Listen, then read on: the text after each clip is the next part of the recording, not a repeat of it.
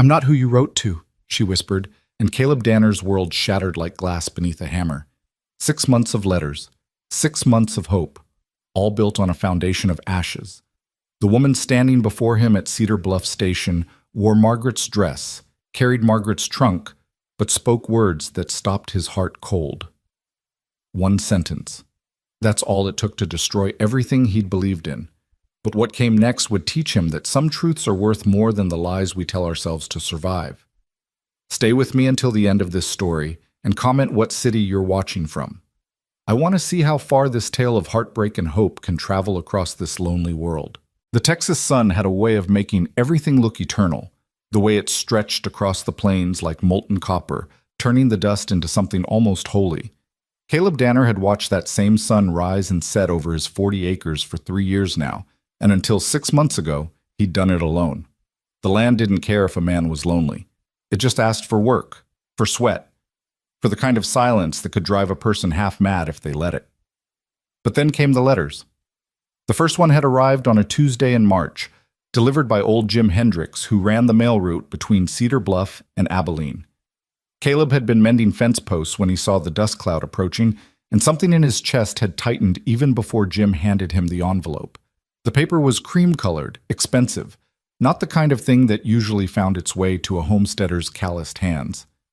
"Mr. Danner," it began, in handwriting so elegant it looked like lace. "My name is Margaret Hale, and I am writing to you at the suggestion of Reverend Thomas, who spoke highly of your character and your prospects. I am a woman of modest means but considerable education, seeking a new beginning in the West. If you would be amenable to a correspondence, I would be most grateful for your reply." Caleb had read that letter 17 times the first day. He'd held it up to the lamplight that night, studying the loops and curves of each letter as if they might reveal something more than words. There was something in the way she wrote, a careful dignity, yes, but also a warmth that seemed to seep through the ink itself. He'd written back that same evening, his own penmanship crude compared to hers. He'd told her about the land, about the creek that ran silver in the moonlight, about the way the wind sounded different depending on which direction it came from. He told her things he'd never said to another living soul, because somehow, writing to a stranger 200 miles away felt safer than speaking truth aloud. Her second letter came 3 weeks later, and it was longer. She wrote about books. She'd read Dickens and Austen, could quote Shakespeare from memory. She wrote about music, about how she missed the sound of a piano, about how silence could be both a comfort and a curse. She wrote about loneliness in a way that made Caleb's throat tight, because she understood it the way only someone who'd lived it could. "Sometimes," she'd written, "I think the hardest part isn't being alone. It's knowing that somewhere, someone else is alone too, and you're both just waiting for the courage to bridge the distance." That's what they'd been doing for 6 months, building a bridge made of paper and ink, spanning the miles between Cedar Bluff and Abilene, one careful word at a time. Caleb had told her about his past, about the war that had taken his youth and left him with scars that didn't always show. She'd told him about her own losses, about a family that had slipped away like water through fingers, about dreams that had withered on the vine. And slowly, letter by letter, something had grown between them, something that felt like hope. Caleb hadn't planned on loving her. He'd certainly never expected her to love him back. But somewhere between her description of spring rain and his account of breaking a wild Mustang, something had shifted. The letters had started arriving weekly instead of monthly. The words had grown warmer, more intimate, more real. "I find myself thinking of you at odd hours," she'd written in July. "When I wake before dawn, or when I'm walking home from the mercantile, I imagine what it would be like to see the things you describe, to stand beside you and watch that Texas sky turn purple at sunset, to hear your voice instead of just reading your words." That letter had been the one that decided him. He'd written back immediately, his hand trembling so badly he'd ruined 3 sheets of paper before getting it right. "Margaret," he'd written, "if you're willing, I'd like you to come to Cedar Bluff. Not as a stranger, and not just as a correspondent. Come as someone who might want to build a life here. With me." 3 weeks of silence had followed. 3 weeks that had felt like 3 years. Caleb had worked himself nearly to exhaustion during that time, trying not to think about all the reasons she might say no. Too forward, too presumptuous, too much hope placed in words on paper. But then her reply had come, and it was just one word long. Yes. That single word had set everything in motion. Arrangements were made. Reverend Thomas, who knew people in Abilene, helped coordinate the details. Margaret would take the stage from Abilene to Cedar Bluff, a 2-day journey across territory that was still wild enough to make a man nervous sending a woman through it alone. But she'd insisted she was capable. "I've come this far already," she'd written. "What's a few more miles?" The last letter had arrived a week ago, confirming her arrival date, September 15th, on the afternoon stage. Caleb had read it so many times the paper had gone soft at the creases. "I'm nervous," she'd admitted in that final letter. "Nervous that I won't be what you imagined. Nervous that the woman in the letters won't match the woman who steps off that coach. But I'm also hopeful. More hopeful than I've been in years. See you soon, Caleb. I can hardly wait." He'd cleaned the cabin 3 times that week, scrubbed floors that were already clean, washed windows that already gleamed. He'd ridden into town and spent money he couldn't really spare on new curtains, on fresh linens, on a bouquet of wildflowers that he'd arranged in a mason jar on the table. He'd even convinced himself to get a haircut from Mrs. Patterson, who'd given him a knowing smile and asked if there was someone special he was trying to impress. "Maybe," he'd admitted, feeling heat crawl up his neck. "About time," she'd said, her scissors flashing in the light. 3 years is too long for a good man to spend alone. Now, standing outside Cedar Bluff Station with his hat pressed to his chest, Caleb felt like that good man was about to get everything he'd ever wanted. The stage was late, nearly an hour past when it should have arrived, but he didn't mind. Some things were worth waiting for. The sun was touching the horizon when he finally heard it, the distant rumble of wheels, the sharp crack of the driver's whip, the jingle of harness bells. Caleb's heart kicked against his ribs like a trapped bird. He straightened his shoulders, ran a hand through his freshly cut hair, and tried to remember how to breathe. The stagecoach materialized out of the dust like something from a dream, its 4 horses lathered and blowing hard. The driver, a grizzled man named Pete Carson, who'd been running this route for 20 years, pulled the team to a halt with practiced ease. "Whoa there, easy now," Pete called, setting the brake. He looked down at Caleb with an expression that seemed almost sympathetic. "Got your passenger, Danner. She's had a rough trip, though. Might want to take it gentle." Caleb barely heard him. His entire focus was on the coach door as Pete climbed down and opened it. For a moment, nothing happened. Then a hand appeared, small, trembling, gripping the doorframe. And then she stepped out. The first thing Caleb noticed was that she was younger than he'd expected.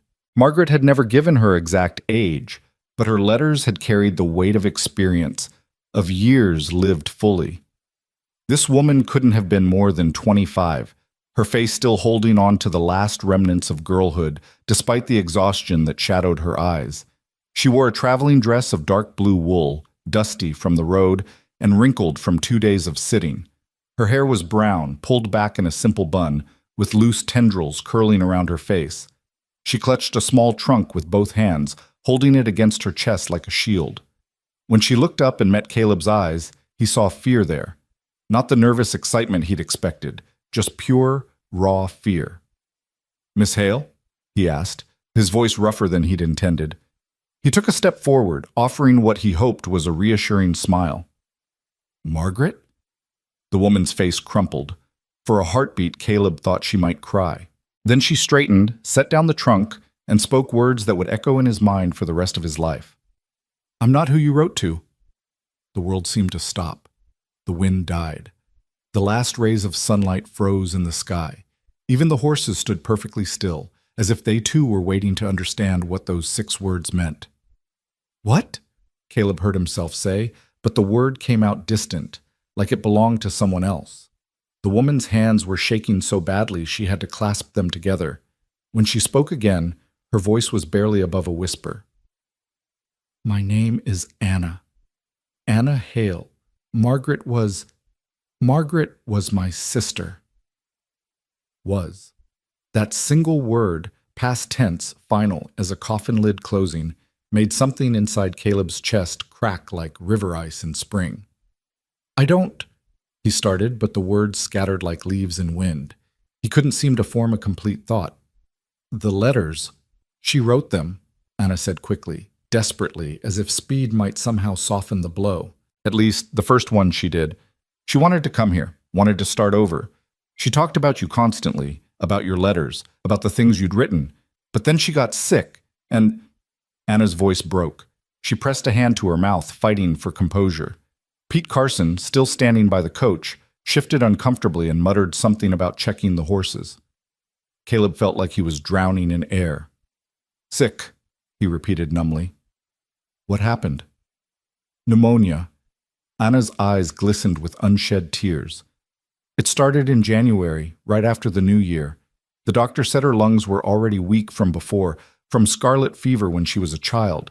The pneumonia it was too much. January. Caleb's mind raced backward through the letters. January was when they'd started arriving more frequently, when Margaret's handwriting had seemed to flow even more beautifully across the page, when she'd written about hope and new beginnings and the future they might build together. But the letters kept coming, he said, his voice hollow. All the way through summer. I got one just last week. Anna's face crumpled again, and this time a tear escaped, trailing down her cheek. She made me promise, she whispered. Before she died, she made me promise I'd keep writing to you. She dictated them to me when she was too weak to hold a pen. She'd tell me what to say, and I'd write it in her hand. I'd practiced for weeks until I could copy her writing perfectly. She said you deserve to have something beautiful to hope for, even if she couldn't be there to give it to you. The words hit Caleb like physical blows.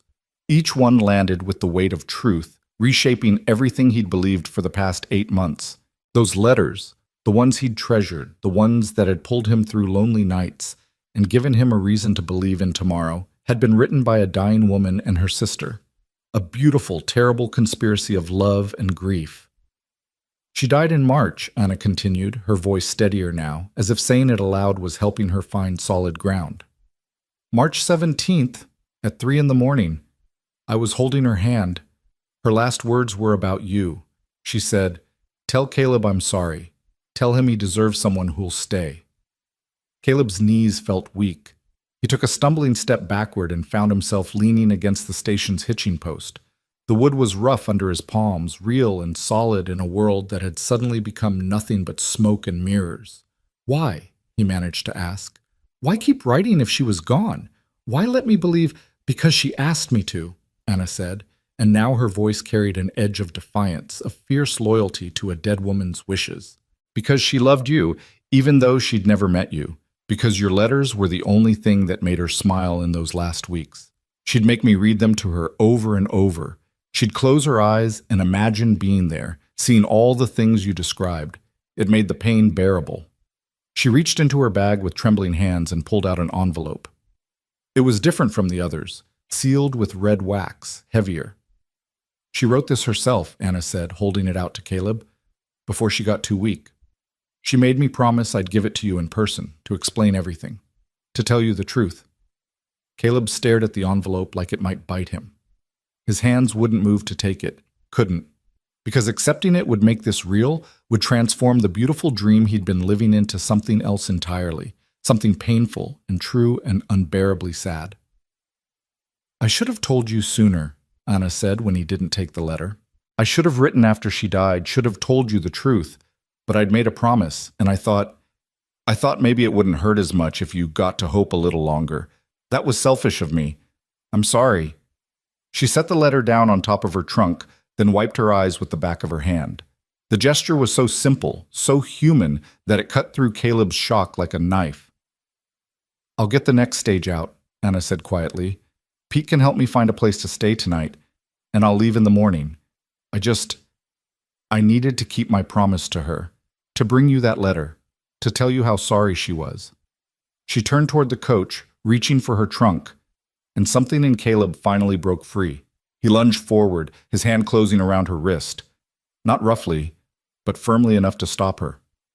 Wait, he said hoarsely. Just wait. Anna froze, looking at him with those frightened eyes. Up close, Caleb could see that they were hazel, lighter than he'd imagined Margaret's might be, flecked with gold in the dying sunlight. You came all this way, he said, his mind still struggling to process everything. 2 days on a stage alone to deliver a letter from a dead woman to a stranger. Why would you do that? Anna's laugh was bitter, broken. Because she was my sister. Because I loved her. Because I'm the reason she's dead.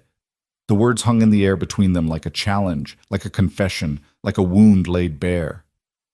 What do you mean? Caleb asked, his grip on her wrist loosening but not releasing. Anna's face twisted with pain. The night she got sick, I was supposed to be watching her. She'd been feeling poorly for days, but I went out anyway, went to a dance in town because I was young and stupid and sick of playing nursemaid. When I came home, I found her outside, collapsed in the snow. She'd gone looking for me, worried something had happened. If I'd been there, if I'd stayed like I should have— Stop, Caleb said, the word sharp enough to cut through her self-recrimination. That's not how it works. Sickness doesn't care about should-haves and might-have-beens. Maybe not, Anna whispered, but guilt does. She pulled her wrist free from his grasp, but she didn't turn away. Instead, she looked at him with something that might have been curiosity beneath the grief. She said you were kind, Anna told him. In her letters to me, the real ones, the ones just between sisters, she said you wrote about the world like it was still worth seeing, like there was still beauty in it, even after everything you'd been through. She said that's what she loved most about you. Not your land or your prospects or any of the practical things, just the way you could find something worth describing in an ordinary sunset. Caleb's throat was too tight to speak. He bent down and picked up the letter Anna had left on the trunk, feeling the weight of it in his hands. Margaret's final words, written when she knew death was coming for her. Pete Carson cleared his throat from somewhere near the horses. Sorry to interrupt, he said gruffly, but I need to get these animals settled for the night. Station master's expecting me. Miss Anna, I can help you find a room at the boarding house if you're ready. Anna nodded, reaching for her trunk again, but Caleb stopped her with a shake of his head. No, he said, his voice rough as gravel. You're not staying at a boarding house. Anna's eyes widened. Mr. Danner, I couldn't possibly— You came all this way to keep a promise, Caleb interrupted. Least I can do is offer you a proper roof for the night. My cabin's got a spare room. It's not much, but it's clean and it's quiet. You can rest there. And in the morning, if you still want to take that stage, I'll drive you to the station myself. That's not appropriate, Anna protested, but her voice lacked conviction. She looked exhausted, Caleb realized. Bone-deep tired in a way that went beyond the physical. Appropriate went out the window the moment you stepped off that coach, Caleb said. He picked up her trunk. It was surprisingly light, and nodded toward his horse. Come on, it's about a half-hour ride to my place. We can talk there, or we can sit in silence, but either way, you're not spending tonight in some dusty boarding house room when you've traveled 200 miles to bring me the truth. Anna studied his face for a long moment, as if trying to see past the shock and hurt to whatever lay beneath. Finally, she nodded. All right, she said quietly. Thank you. Pete helped Anna climb onto Caleb's horse, a sturdy bay mare named Molly, while Caleb secured the trunk and swung up behind her. The intimacy of it struck him immediately. Anna's back pressed against his chest, her hair smelling of dust and lavender, the careful way she held herself away from him even as the horse's gait forced them together. They rode in silence as the sun finally surrendered to the horizon, painting the sky in shades of crimson and gold. Caleb was achingly aware of every breath Anna took, every small shift of her weight, every moment that reminded him she was real and Margaret was not. The cabin appeared as the last light faded, a small structure of rough-hewn logs with a stone chimney and windows that glowed yellow from the lamps Caleb had left burning. He'd built it himself, 3 years of labor poured into 4 walls and a roof. It had always seemed adequate before, even comfortable, but seeing it now, through a stranger's eyes, through Anna's eyes, he felt suddenly ashamed of its simplicity. He helped Anna down from the horse, his hands at her waist, and felt her tremble beneath his touch. From cold or exhaustion or something else, he couldn't tell. Come inside, he said, leading Molly toward the small barn. I'll get the horse settled and bring in your trunk. There's coffee on the stove if you want some. Anna nodded and walked toward the cabin, her steps hesitant, as if entering it might somehow make everything more real. Caleb watched her disappear through the door before turning to Molly with a heavy sigh. Well, girl, he muttered as he removed the saddle. This wasn't how I thought today would go. Molly whickered softly, as if in agreement. Inside the cabin, Anna stood in the center of the main room, her arms wrapped around herself. The space was just as Caleb had described in his letters. There was the stone fireplace he'd built with his own hands, the table he'd carved from oak, the rocking chair in the corner where he sat on winter evenings. The wildflowers he'd picked were still in their mason jar on the table, their petals just beginning to wilt. She walked over to them slowly, running her fingers along the rim of the jar. She would have loved these, Anna whispered to the empty room. She always loved wildflowers, said they were proof that beauty didn't need permission to exist. Caleb entered a moment later, carrying her trunk. He set it down near the door to the spare room, then moved to the stove where the coffee pot sat. "It's strong," he warned as he poured 2 cups. "I make it for work, not for pleasure." "Strong is good," Anna said, accepting the cup with hands that still trembled slightly. "Thank you." They stood there in awkward silence, 2 strangers bound together by a dead woman's letters and the weight of truths that had to be spoken. Finally, Caleb gestured toward the table. "Sit," he said. "Please. You must be exhausted." Anna sank into one of the chairs with visible relief. Caleb sat across from her, the letter still clutched in his hand. He hadn't opened it yet. Wasn't sure he could. "Tell me about her," he said instead. "The real Margaret. Not the one in the letters, the real person." Anna's eyes widened slightly, surprised by the request. Then they softened, and a small, sad smile touched her lips. "She was stubborn," Anna began, her voice growing stronger with each word. "Stubborn as a mule and twice as proud. Our parents died when I was 12 and she was 18. She raised me herself, worked 3 jobs to keep us fed. She never complained, never asked for help, never let me see how hard it was for her." Anna took a sip of coffee, grimacing at the bitterness, but drinking it anyway. "She loved to read," she continued. "Our mother had a small collection of books. Nothing valuable, just novels and poetry. And Margaret treated them like treasures. She'd read passages aloud to me at night, doing all the voices, making the stories come alive. She could quote whole chapters from memory." Caleb felt his chest tighten. "She wrote to me about books," he said quietly. "Said they were windows into other lives." "That's exactly how she thought of them," Anna said, her smile growing a fraction warmer. "She said books were proof that we weren't alone, that someone else had felt what we felt, thought what we thought. She said the right story could save a person, if they let it." They sat in silence for a moment, each lost in their own thoughts.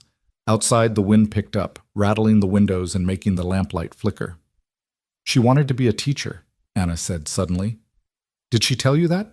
Before our parents died, she'd been saving money for normal school. She wanted to teach children to love words the way she did, but then they died, and there was me to raise, and the dream just faded." "She never mentioned it," Caleb said, feeling the loss of that unknown dream like a physical ache. "She wrote about books and music and beauty, but never about what she wanted for herself." "That was Margaret," Anna said, her voice thick with emotion. "Always thinking about everyone else, never herself. Even at the end, even when she was dying, she was worried about you, about what would happen to you when you found out she was gone. She made me promise to keep writing because she couldn't bear the thought of you losing hope." Caleb looked down at the letter in his hands. The red wax seal gleamed in the lamplight, still unbroken. "I should read this," he said, but he didn't move to open it. "You don't have to," Anna said gently. "Not tonight. Not if you're not ready." But Caleb was already breaking the seal, his fingers moving before his mind could tell them to stop. The wax crumbled away, and he unfolded the paper. Margaret's handwriting, the real thing this time, not Anna's careful copy, sprawled across the page in loops that were shakier than in the other letters, evidence of illness and weakness. "My dear Caleb," it began. Caleb's vision blurred, and he had to blink several times before he could continue reading. "If you're reading this, then Anna has kept her promise, and you know the truth. I'm sorry for the deception, sorry for the pain it will cause you. I wish I could say I wouldn't do it again, but I'd be lying. Those months of writing to you, of imagining a life I'd never have, were the happiest I'd known in years. You gave me something to hope for, when hope was all I had left. I need you to understand something, Caleb. Everything I wrote to you was true, not factually perhaps, The woman in those letters could walk and dance and stand beside you under that Texas sky. But emotionally, spiritually, in every way that mattered, that woman was me. Those were my thoughts, my dreams, my heart on those pages. The only lie was that I'd live long enough to give them to you in person. I'm not afraid of dying. I've made my peace with it. But I'm afraid of leaving you with nothing but regrets and what-ifs. So I'm asking you something now, even though I have no right to ask anything of you. I'm asking you not to close yourself off because of this. Don't let my death be the thing that convinces you love is foolish or hope is dangerous. You deserve more than that. You deserve everything I couldn't give you. Anna will bring you this letter. She's carrying a burden of guilt that doesn't belong to her, and I suspect she'll try to shoulder your pain too if you let her. Don't let her. She's stronger than she knows, but she's also been alone for so long. Just like you, just like I was. Maybe that's worth something. Maybe two lonely people could be less lonely together. I'm not asking you to love her. I'm not asking you to forget me or what we shared through ink and paper. I'm just asking you to stay open to whatever comes next. To keep seeing beauty in ordinary sunsets. To keep finding words for the things that matter. To keep being the man whose letters made me believe the world was still worth living in. Thank you, Caleb, for the dream. Even if it was only that, it was enough. With all my heart, Margaret. Caleb finished reading and carefully folded the letter, his hands surprisingly steady. When he looked up, Anna was watching him with an expression that was part sympathy, part fear, as if she expected him to rage or weep or throw her out into the night. Instead, he stood, walked to the window, and stared out at the darkness that had swallowed the plains.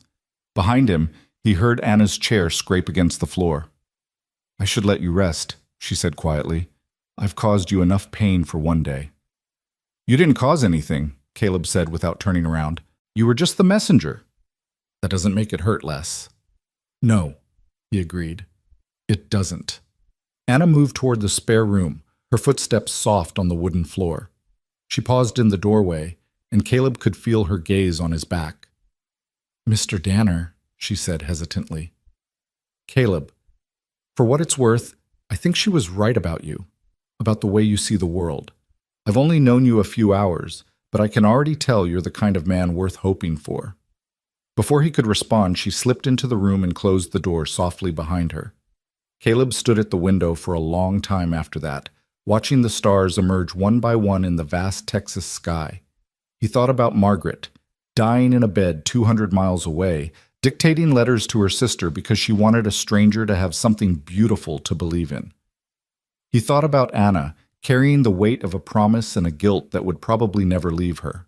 He thought about the bridge of paper and ink that had spanned the distance between loneliness and hope, only to collapse at the moment he'd tried to cross it. Most of all, he thought about Margaret's final words. Maybe two lonely people could be less lonely together. It wasn't a command or even a request. Just an observation, a possibility left hanging in the air like a question mark. Caleb pulled out his chair and sat down at the table, pushing aside the coffee cups and the wilting wildflowers. He took out a piece of paper and a pen, then paused, staring at the blank page. For 6 months, he'd known exactly what to write. Now, he had no idea where to begin. Finally, slowly, he started to write. To whoever finds this someday. The words formed under his pen, hesitant at first, then gaining strength. Love doesn't die when a heart stops beating. It just changes handwriting. He stopped, read the words, and felt something shift inside his chest. Not healing, that would take time, maybe more time than he had, but a loosening perhaps. A first step toward understanding that the woman who had written those letters wasn't entirely gone because her words still lived in him. Her hope still lived in him. And in the next room, separated by a door and a grief they both carried, Anna lay awake in the darkness, thinking about a sister who had asked too much and given everything, and wondering if keeping promises to the dead was enough to absolve the living of their sins. Outside, the wind whispered across the plains, carrying with it the scent of sage and dust and possibilities not yet written into being. Somewhere in the distance, a coyote called out to the night, its voice lonely and beautiful and utterly, perfectly alive. The first chapter of their story had ended with 6 devastating words. But as Caleb set down his pen and Anna finally closed her eyes, neither of them knew that the second chapter was just beginning, written not in the handwriting of the dead, but in the careful, uncertain script of two people learning to hope again, despite everything that should have taught them better. The lamp burned low, casting long shadows across the cabin walls. And in the silence between heartbeats, in the space between grief and mourning, something new began to take shape. Something neither of them had planned for, something neither of them yet understood. But it was there, waiting. Just like the sun would be when it rose again over the Texas plains, turning the dust into gold.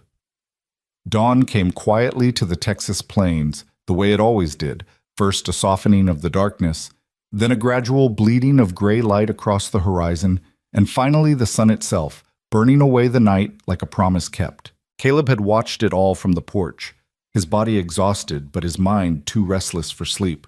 He'd spent the night in the rocking chair, Margaret's letter folded in his shirt pocket, feeling the weight of it against his chest with every breath.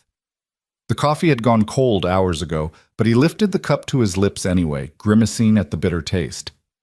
Inside the cabin, everything was silent. Anna hadn't stirred, or if she had, she'd done it quietly enough that the sound hadn't reached him through the walls. He wondered if she'd slept at all, or if she'd spent the night the way he had, caught between memory and reality, trying to make sense of a world that had shifted beneath her feet.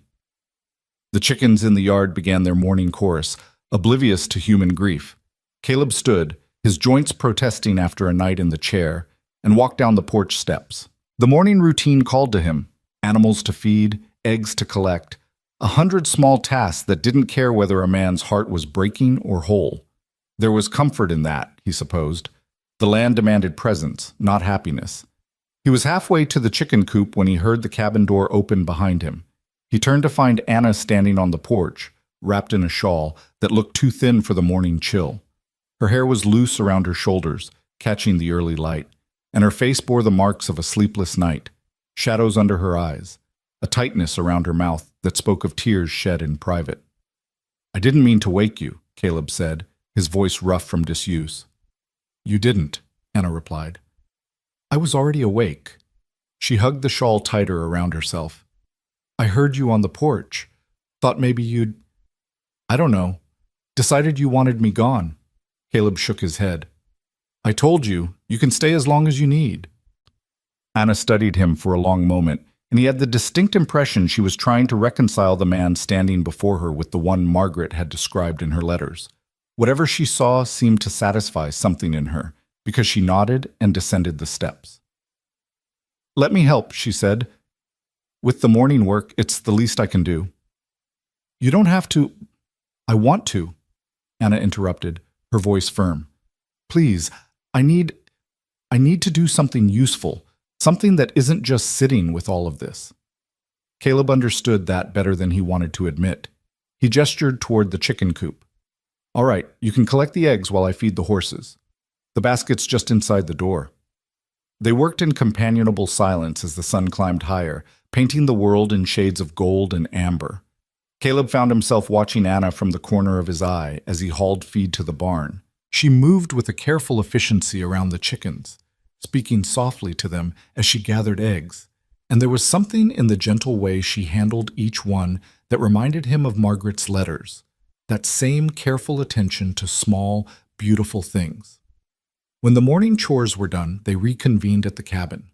Anna had found flour and salt in his pantry and was already mixing biscuit dough, her hands working with practiced ease. "Margaret taught me to cook," she said without looking up. "Said every woman should know how to make something out of nothing. We didn't always have much, so she got creative. These biscuits, they were her specialty. Flour, salt, lard, and water. Nothing fancy, but they filled the belly." Caleb watched her work, mesmerized by the rhythm of it. "She wrote about food sometimes," he said. "Described meals like they were poetry. Made hardtack sound like a feast." Anna's hands stilled for a moment, then resumed their kneading. That was Margaret.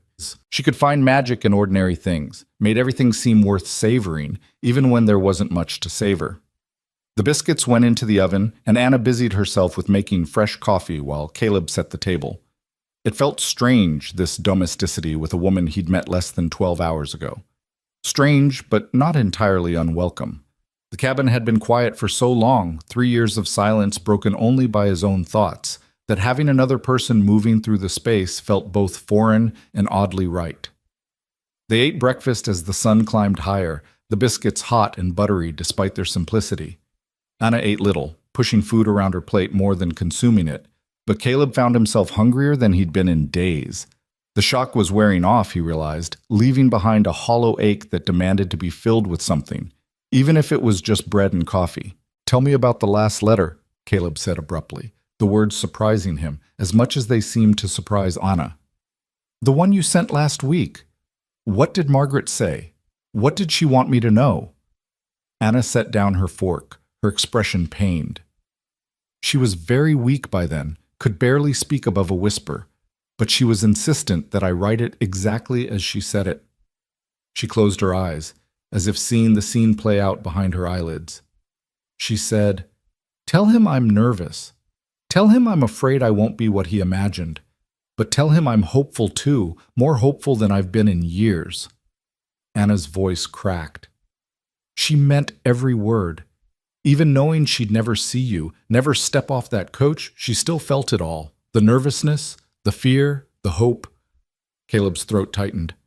"And the part about hardly being able to wait? That was hers too," Anna whispered. She said it with tears running down her face. She said, "I can hardly wait to see what comes next, even if I won't be there to see it." I didn't understand what she meant then. But now I think she was talking about you, about whatever life you'd build after she was gone. She wanted you to keep going, keep living, even without her. The silence that followed was heavy with all the things neither of them knew how to say. Finally, Caleb pushed back from the table and walked to the window, staring out at the land that had been his entire world for 3 years. "I built this place for myself," he said quietly. "After the war, after losing everything, really.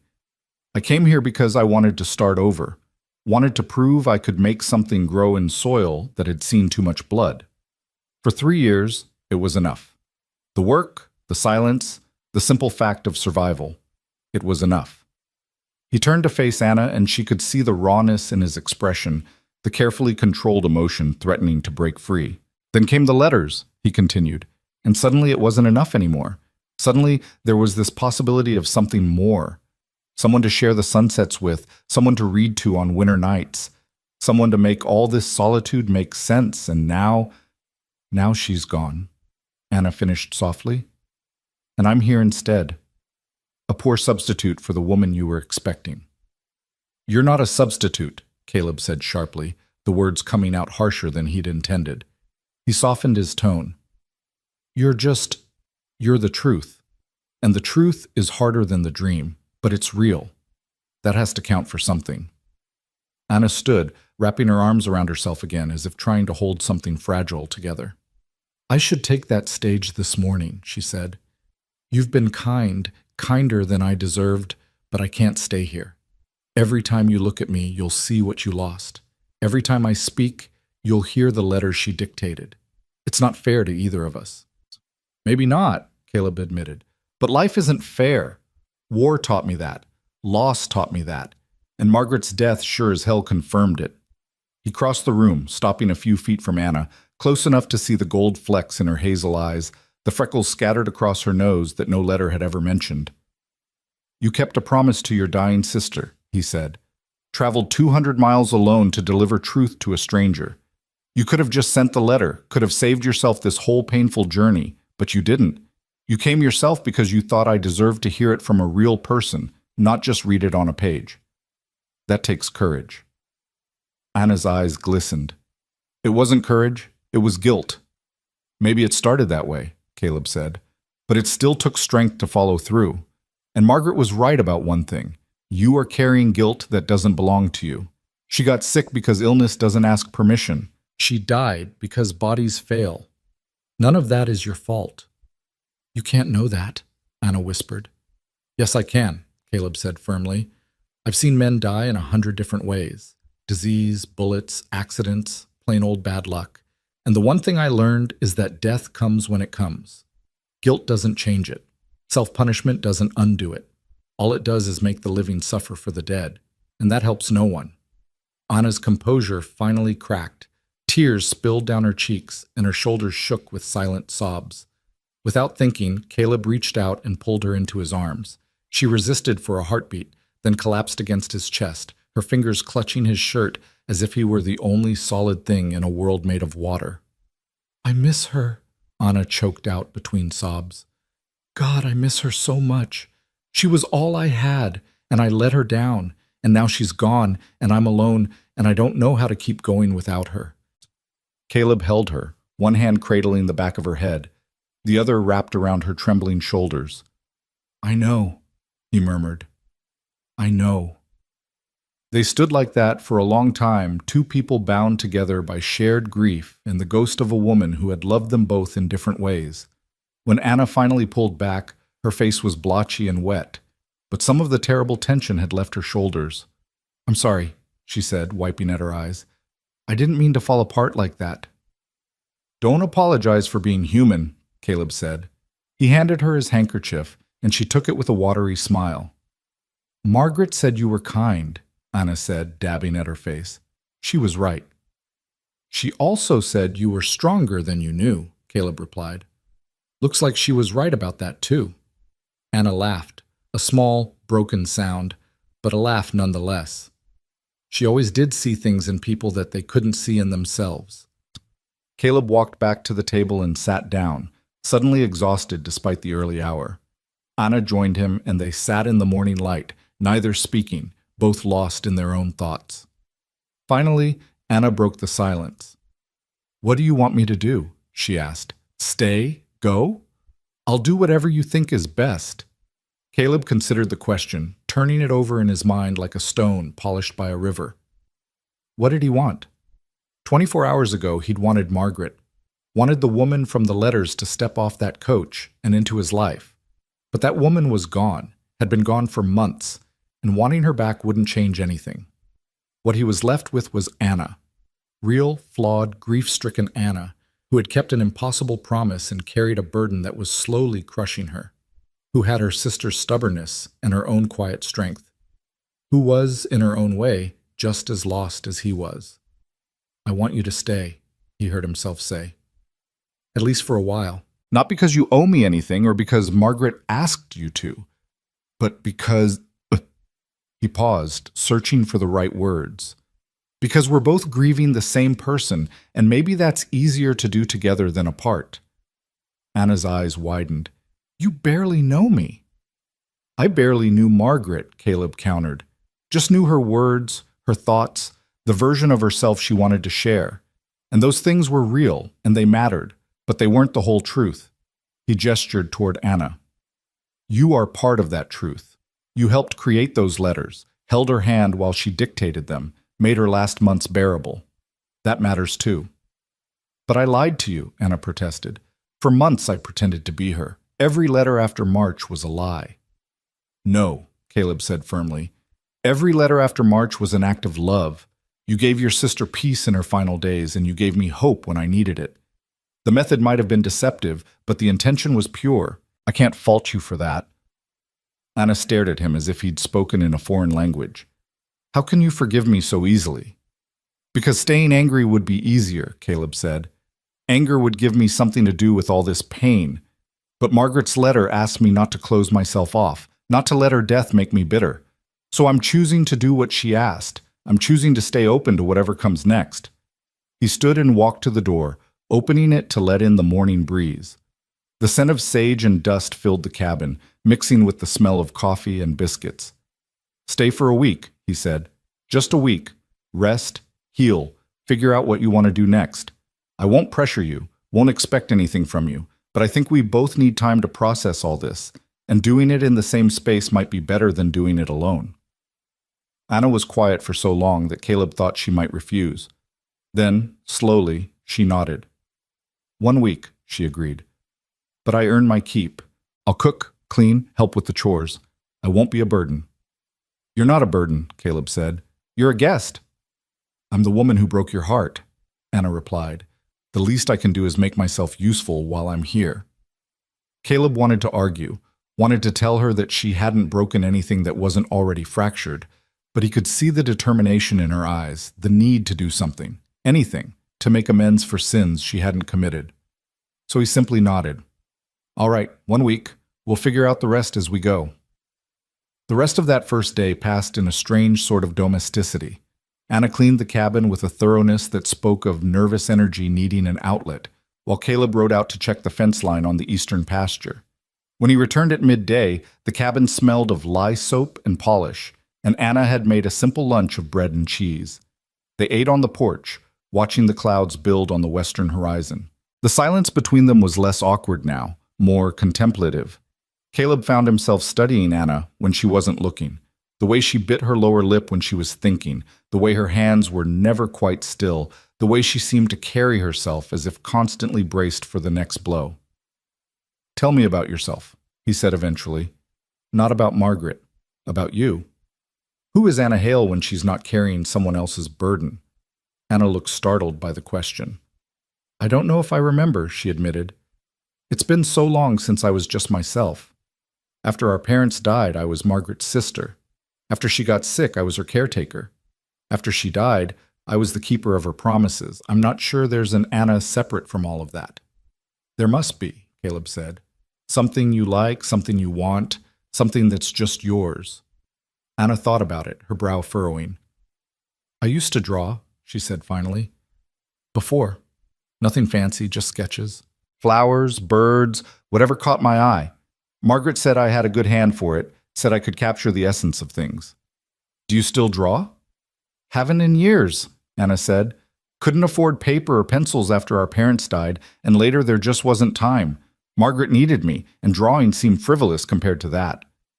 Caleb stood abruptly and disappeared into the cabin. He returned a moment later with a leather-bound journal and a pencil. Here, he said, pressing them into Anna's hands. I use these to track cattle and expenses, but there are blank pages in the back. Draw something, anything. Remind yourself who you are beyond all the roles you've had to play. Anna held the journal like it might bite her. I couldn't. This is yours. It's just paper, Caleb said, and paper's meant to be used. If it makes you happy, even for a moment, then it's serving a better purpose than tracking how many head of cattle I've got. Anna's fingers traced the leather cover, and something in her expression softened. Thank you, she whispered. You don't have to be this kind. Maybe not, Caleb said, but kindness is free, and we've both had enough of its opposite. That evening, as the sun painted the sky in brilliant shades of orange and purple, Caleb found Anna sitting on the porch with the journal open in her lap. Her hand moved across the page in quick, confident strokes, and he could see the beginnings of an image taking shape, the windmill in the distance, its blades catching the last light of day. He didn't disturb her, just settled into the rocking chair and watched the sunset in silence. For the first time since Anna had stepped off that coach, he felt something that wasn't quite peace, but might be its distant cousin. The grief was still there, sharp and real, but it no longer felt like it was crushing him. It had become something he could carry, at least for now. As darkness fell, Anna closed the journal and looked over at him. It's beautiful here, she said. Margaret described it in the letters, but seeing it in person, it's different, more real. Everything's more real in person, Caleb said. Words can only do so much. She tried, though, Anna said. In every letter, she tried to bring this place to life for herself. I think she knew she'd never see it, but she wanted to imagine it as clearly as possible. Did it help her? The imagining? Anna nodded. It gave her something to hold on to when the pain got bad. She'd close her eyes and picture herself here, standing next to you, watching the sunset just like this. She'd describe it to me sometimes, and I could see it made her happy, even if it was only in her mind. Caleb felt his throat tighten again. I wish I could have known her, the real her, not just the woman in the letters. You did know her, Anna said gently. Maybe not in person, but you knew the parts of her that mattered most. Her hopes, her dreams, the way she saw the world. That's not nothing. It feels like nothing right now, Caleb admitted. I know, Anna said. But feelings lie sometimes, especially when we're grieving. The truth is that you gave Margaret something precious, a reason to hope, a dream to cling to, a reminder that beauty still existed in the world. That's not nothing. That's everything. They sat in silence as the first stars appeared, tiny points of light in the vast darkness. Somewhere in the distance, a coyote called out, its voice lonely and wild. Anna shivered despite the warmth of the evening, and Caleb stood. "Come on," he said. "It's getting cold. Let's go inside." Anna followed him into the cabin, and they moved through the evening routine with the ease of long practice, despite having only just met. Anna heated water for washing while Caleb banked the fire. They moved around each other carefully, respectfully, two people learning the boundaries of shared space. When it was time to retire, Anna paused at the door to the spare room. "Caleb?" she said, her voice small in the lamplight. He turned. "Yes?" "Thank you for letting me stay, for being more understanding than I had any right to expect. Margaret said you were a good man, and she was right." Caleb felt heat crawl up his neck. "I'm just trying to do what she asked, trying to stay open to whatever comes next." "Well," Anna said with a sad smile, "I don't think either of us could have predicted this." "No," Caleb agreed. "But then again, life rarely goes the way we plan." Anna said goodnight and disappeared into her room. Caleb stood in the main room for a moment, then walked to the table where Margaret's letter still lay. He picked it up, read it one more time, then carefully folded it and placed it in the drawer where he kept important documents. Deeds, receipts, the few letters from his family that had survived the war. As he extinguished the lamp and made his way to his own room, he thought about Margaret's words. Maybe two lonely people could be less lonely together. It wasn't a promise of love or happiness or any of the things he'd hoped for when he'd written to her. It was just a possibility, fragile as morning frost, uncertain as tomorrow's weather. But it was something. And after a day that had taken everything he'd believed and turned it inside out, something was enough. In the spare room, Anna lay awake, staring at the ceiling. The journal rested on the nightstand beside her, the sketch of the windmill still visible in the moonlight that filtered through the window. She'd forgotten how good it felt to create something, to take the chaos of the world and distill it into lines and shadows on a page. She thought about Caleb's kindness, about the way he'd held her while she sobbed, about his insistence that she wasn't to blame for Margaret's death. Part of her wanted to believe him, but belief was a luxury she'd denied herself for so long that she wasn't sure she remembered how. Still, there was something in the way he'd looked at her, not with blame or resentment, but with a weary understanding that spoke of his own acquaintance with loss. It made her think that maybe, just maybe, she could learn to forgive herself. If not now, then eventually. If not alone, then with someone who understood what it meant to carry the weight of the dead. Outside, the wind whispered across the plains, carrying with it the promise of rain. The clouds that had been building all day finally released their burden, and soft drops began to patter against the roof. Anna closed her eyes and listened to the rhythm of it, letting it lull her toward sleep. In his own room, Caleb heard the rain too. He thought about Margaret, somewhere beyond reach, beyond pain, beyond the need for hope or dreams. He hoped she was at peace, hoped she knew that her final act of love, sending Anna to deliver the truth, had been both cruel and kind, devastating and necessary. He thought about Anna in the next room, a woman who had traveled 200 miles to keep a promise to the dead, a woman who carried guilt like a second skin, who had forgotten who she was beneath the weight of duty and grief, a woman who, despite everything, had managed to draw a windmill at sunset with hands that still remembered beauty. Tomorrow would bring new challenges, new conversations, new moments of awkwardness and grief and unexpected grace. But tonight, with rain falling on the roof and two lonely people trying to sleep in a cabin built for solitude, there was a strange sort of peace in knowing they weren't facing their grief alone. The week ahead would test them both, would force them to confront truths they'd been avoiding and feelings they didn't know how to name.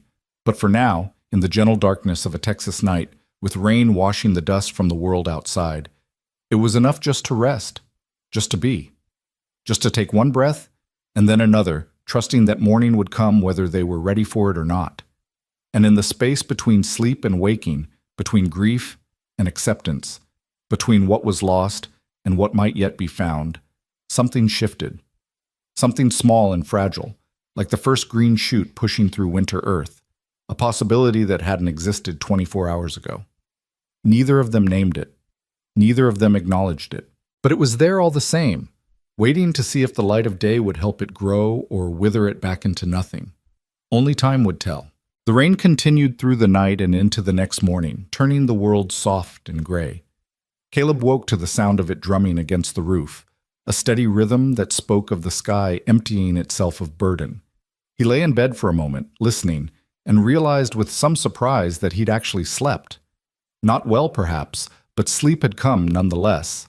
A small mercy in a week that had offered precious few. When he emerged from his room, he found Anna already in the kitchen, her hair pulled back in a loose braid, sleeves rolled up to her elbows. The smell of coffee filled the cabin, rich and dark, and there was bread rising in a bowl on the counter. "You didn't have to do all this," Caleb said, his voice still rough with sleep. Anna glanced up, and he caught a glimpse of shadows under her eyes that told him her rest had been no better than his own. "I told you I'd earn my keep," she said. "Besides, I've been up for hours. Couldn't sleep, so I figured I might as well be useful." Caleb poured himself coffee and leaned against the counter, watching her work. Her hands moved with practiced efficiency, kneading the dough with a rhythm that seemed almost meditative. There was something soothing about it, about the simple domesticity of the scene. Rain falling outside, bread rising inside, steam curling from his coffee cup. "My mother used to make bread on rainy mornings," Anna said suddenly, as if reading his thoughts. "Said there was something about the weather that made the dough rise better. I think she just liked having something to do when we couldn't work outside." She paused, her hands stilling for a moment. "Margaret kept the tradition after Mama died. Every rainy morning, without fail, there'd be bread." "Is that what you're doing now?" Caleb asked gently. "Keeping the tradition?" Anna's smile was sad. "I suppose I am. Feels strange making her bread without her, but it also feels right somehow. Like she's still here in small ways." "She is," Caleb said, "in you. In the things she taught you, the habits she gave you. That doesn't die just because a heart stops beating." Anna looked at him, really looked at him, and something in her expression shifted. "You say things like that so easily," she said, "like you've made peace with loss. How did you do it? How did you learn to live with grief?" Caleb was quiet for a long moment, considering the question. "I'm not sure I have learned," he admitted finally. "The war took people I loved, brothers in arms, friends who were closer than family. For a long time, I thought the only way to survive was to stop feeling anything at all. To just shut down." He took a sip of coffee, using the moment to gather his thoughts. "But that's not living, that's just existing. So I guess what I learned was that grief doesn't go away. You just learn to carry it differently. Some days it's a boulder on your back. Other days it's a pebble in your pocket. But it's always there." "And Margaret?" Anna asked softly. "How will you carry her?" Caleb looked out the window at the rain-soaked landscape. "I don't know yet," he said honestly. "Right now it feels like that boulder, but maybe eventually it'll become something I can hold in my hand, a weight I can examine, can understand, can set down when I need to. I'm not there yet." "Neither am I," Anna whispered. "With her, I mean. It's been months and it still feels like yesterday. Still feels like if I just turn around fast enough, she'll be there, smiling that smile she had, telling me everything will be all right." They stood in silence, both lost in memories of a woman who had bound their lives together in the strangest of ways. Outside, the rain began to ease, the downpour gentling into a steady drizzle that painted the world in shades of silver. "Come on," Caleb said abruptly, setting down his cup. "Get your shawl.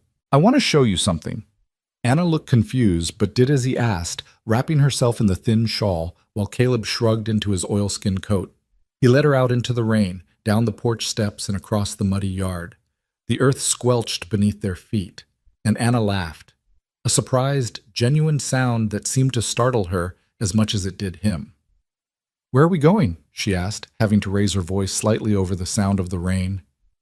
"You'll see," was all Caleb said. He led her past the barn, past the chicken coop, out to where the land began to slope gently downward. And there, in a little hollow, protected from the worst of the wind, was a creek that Caleb had mentioned in his letters. The rain had swollen it, turning it from a trickle into something alive and rushing, silver water dancing over smooth stones. "This is it," Caleb said, stopping at the edge. "This is what I wrote to Margaret about. The creek that runs silver in the moonlight." Anna stared at the water, and he saw her eyes widen with recognition. "She loved your descriptions of this place," she said. "Made me read them to her over and over. She said it sounded like music, the way you described the water." "It does sound like music," Caleb said. "Listen." They stood together in the rain, listening to the creek's song, the gurgle and rush of water over stone, the patter of raindrops on the surface, the whisper of wind through the cottonwoods that lined the banks. And standing there, wet and cold, but somehow not minding, Caleb felt something in his chest ease slightly. This was real. This was solid.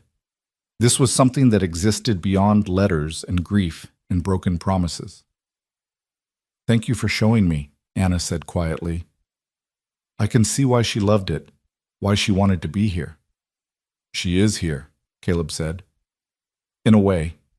Every place I described to her, every sunrise I tried to capture in words, she's part of all of it now. Her imagination made these places mean something more than they did before." Anna turned to look at him, rain running down her face, mixing with what might have been tears. "You're a better man than I gave you credit for," she said. "When I agreed to keep writing after she died, I thought I was doing it for her. But maybe I was also doing it for you. Because a man who could see the world the way you did deserved to keep that light, even if the reason for it was a lie." "It wasn't a lie," Caleb said firmly. "The feelings were real. The connection was real. The only lie was thinking we had more time than we did. But that's a lie we all tell ourselves, isn't it? That there's always tomorrow, always another chance. Life doesn't work that way." They walked back to the cabin slowly, neither speaking, both soaked to the skin but neither particularly caring. When they reached the porch, Anna paused. "I need to ask you something," she said, her voice hesitant. "And I need you to be honest with me." "All right," Caleb said. "Do you resent me?" The question came out in a rush, as if she'd been holding it back and finally couldn't any longer. "For not being her? For being the one who showed up instead of the woman you were expecting? Do you look at me and wish I was Margaret?" Caleb considered the question carefully, knowing that his answer mattered more than most things he'd said in his life. "At first, yes," he admitted. "When you stepped off that coach and said those words, all I could think about was what I'd lost, what I'd been denied. And you were standing there, alive and real, and she wasn't. So yes, there was resentment." Anna's face fell, but Caleb continued. "But that resentment wasn't about you," he said. "It was about the situation, about the unfairness of it all. And it lasted maybe an hour, maybe less. Because once I read Margaret's letter, once I understood what you'd done and why, the resentment disappeared. What you did was an act of love. Complicated, painful love, but love nonetheless. How can I resent that?" "But do you wish I was her?" Anna pressed. Caleb shook his head slowly. "I wish I'd had the chance to meet her, yes. I wish things had been different. But wishing you were someone else? No. You are who you are. A woman who kept an impossible promise, who loved her sister enough to carry her words after death, who's been beating herself up for months over something that wasn't your fault. That's who you are. And that person deserves to exist on her own terms, not as a substitute for someone else." Anna's breath caught, and fresh tears spilled down her cheeks, mixing with the rain already there. "I don't know how to be that person," she whispered. "I don't know how to be anything other than Margaret's sister, Margaret's caretaker, Margaret's ghost." "Then we'll figure it out," Caleb said. "Together, one day at a time, starting with getting out of these wet clothes before we both catch our death." Anna laughed through her tears, a watery sound that nonetheless held a note of genuine amusement. They went inside and Caleb stoked the fire while Anna changed into dry clothes.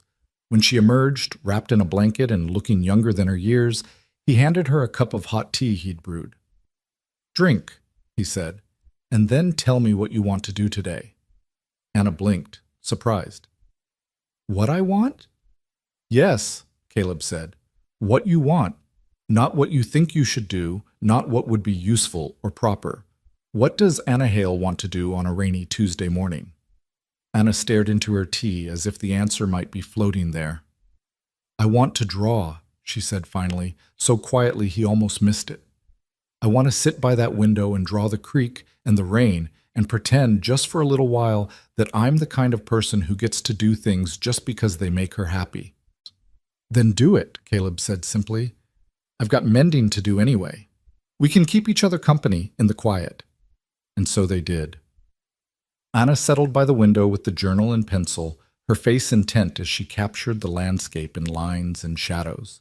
Caleb sat at the table with a basket of clothes that needed patching, his needle moving in and out of fabric with the kind of mindless rhythm that freed his thoughts to wander. They worked in companionable silence for hours, the only sounds the crackling of the fire, the scratch of pencil on paper, and the gentle patter of rain that had returned. It was peaceful in a way Caleb hadn't experienced in years, not the peace of solitude, but the peace of shared presence, of knowing someone else was there without needing to fill every moment with words. When the bread was ready, Anna baked it, and the smell filled the cabin with warmth and comfort. They ate lunch together, tearing off chunks of the still hot bread and spreading it with butter, and Caleb found himself watching Anna's face as she ate. There was something different about her expression today, less haunted perhaps, or maybe just tired in a way that was more honest than the brittle composure she'd worn yesterday. Tell me about your drawings, he said. What did you like to draw before? Less haunted perhaps, or maybe just tired in a way that was more honest than the brittle composure she'd worn yesterday. Tell me about your drawings, he said. What did you like to draw before? Before everything changed? Anna swallowed her bite of bread and thought about it. Ordinary things mostly, she said. Flowers in window boxes, birds on fence posts, the way sunlight fell through curtains. Margaret used to tease me about it, said I could make anything look magical if I paid enough attention to it. Sounds like you and I might have had something in common, Caleb said.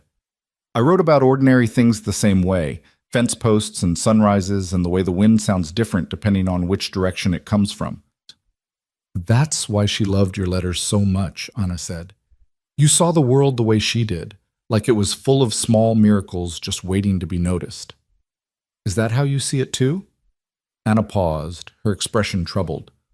I used to, before, when I was younger and the world seemed less heavy. But losing our parents, watching Margaret get sick, all of that, it changed something, made it harder to see the miracles, made it easier to just see the pain. Pain's easier to see sometimes, Caleb agreed.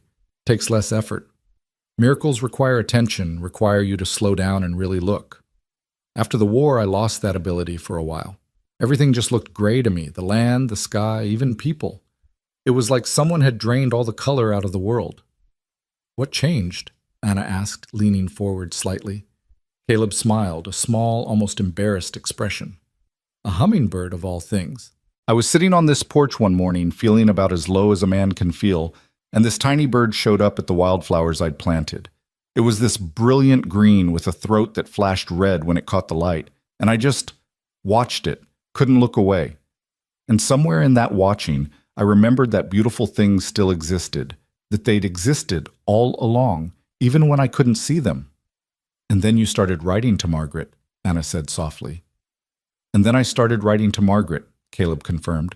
Started trying to put into words all the things I was learning to see again.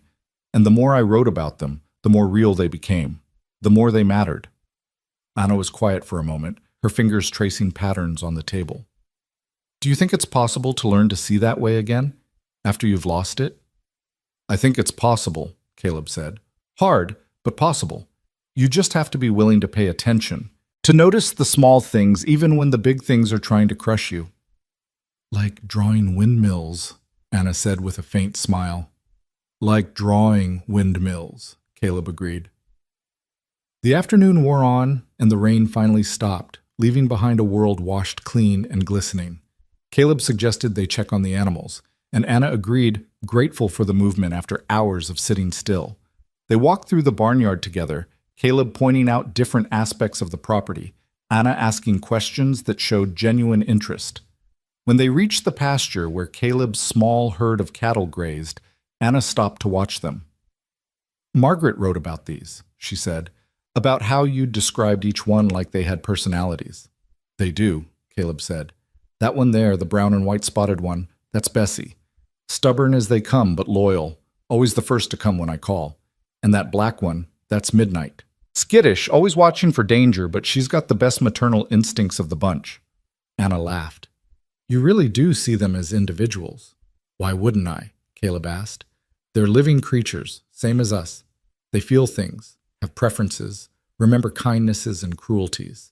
Seems disrespectful to treat them like they're all the same. Margaret said you had a poet's soul, Anna said, and there was wonder in her voice. I didn't understand what she meant until now. Caleb felt heat creep up his neck. I'm just a rancher who pays attention. That's what a poet is, Anna said softly. Someone who pays attention and then finds the words to share what they've seen. They walked back to the cabin as the sun began to break through the clouds, sending shafts of golden light across the wet landscape. Everything sparkled, the grass, the trees, even the mud puddles caught the light and turned it into something beautiful. Anna stopped several times to just look, and Caleb found himself seeing the familiar landscape through her eyes, finding new things to appreciate. That evening, as they prepared dinner together, Anna asked, What would you have done if she had come? If Margaret had stepped off that coach instead of me? Caleb paused in his chopping of vegetables. It was a question he'd been avoiding, even in his own thoughts. I don't know, he admitted. I'd built up this image of her in my mind, this perfect woman who understood me in ways no one else did. But images aren't the same as reality. She might have stepped off that coach, and we might have realized we'd imagined each other wrong. Or she might have been exactly what I hoped for. There's no way to know. Do you think you could have loved her? Anna asked. The real her, not the woman in the letters? I think I already did love her. In a way, Caleb said slowly, working through his thoughts as he spoke them. But it was love for potential, for possibility, for what might be rather than what was. Real love, the kind that lasts, that takes time. Takes living with someone, seeing them at their worst, learning their flaws and choosing to stay anyway. We never would have had that chance. Anna was quiet, stirring the pot on the stove with more attention than it needed. She loved you too, she said finally. In her way. She used to talk about you like you were already real to her, like she'd known you for years instead of months. I think that's why she couldn't stop writing, even when she knew she was dying, because in those letters, in that shared imagination, you were both alive and together and happy. It was the only place where that was possible. Caleb's chest tightened with emotion. I wish it could have been different, he said, his voice rough. So do I, Anna whispered, more than you know. They ate dinner quietly, both lost in thoughts of what might have been. But when the meal was done and the dishes were washed, Caleb brought out the journal again and handed it to Anna. Draw something else, he said. Something from your imagination this time. Not what you see, but what you feel. Anna looked uncertain. I don't know if I can. It's been so long since I let myself feel anything creative. Mostly I just feel sad or guilty or tired.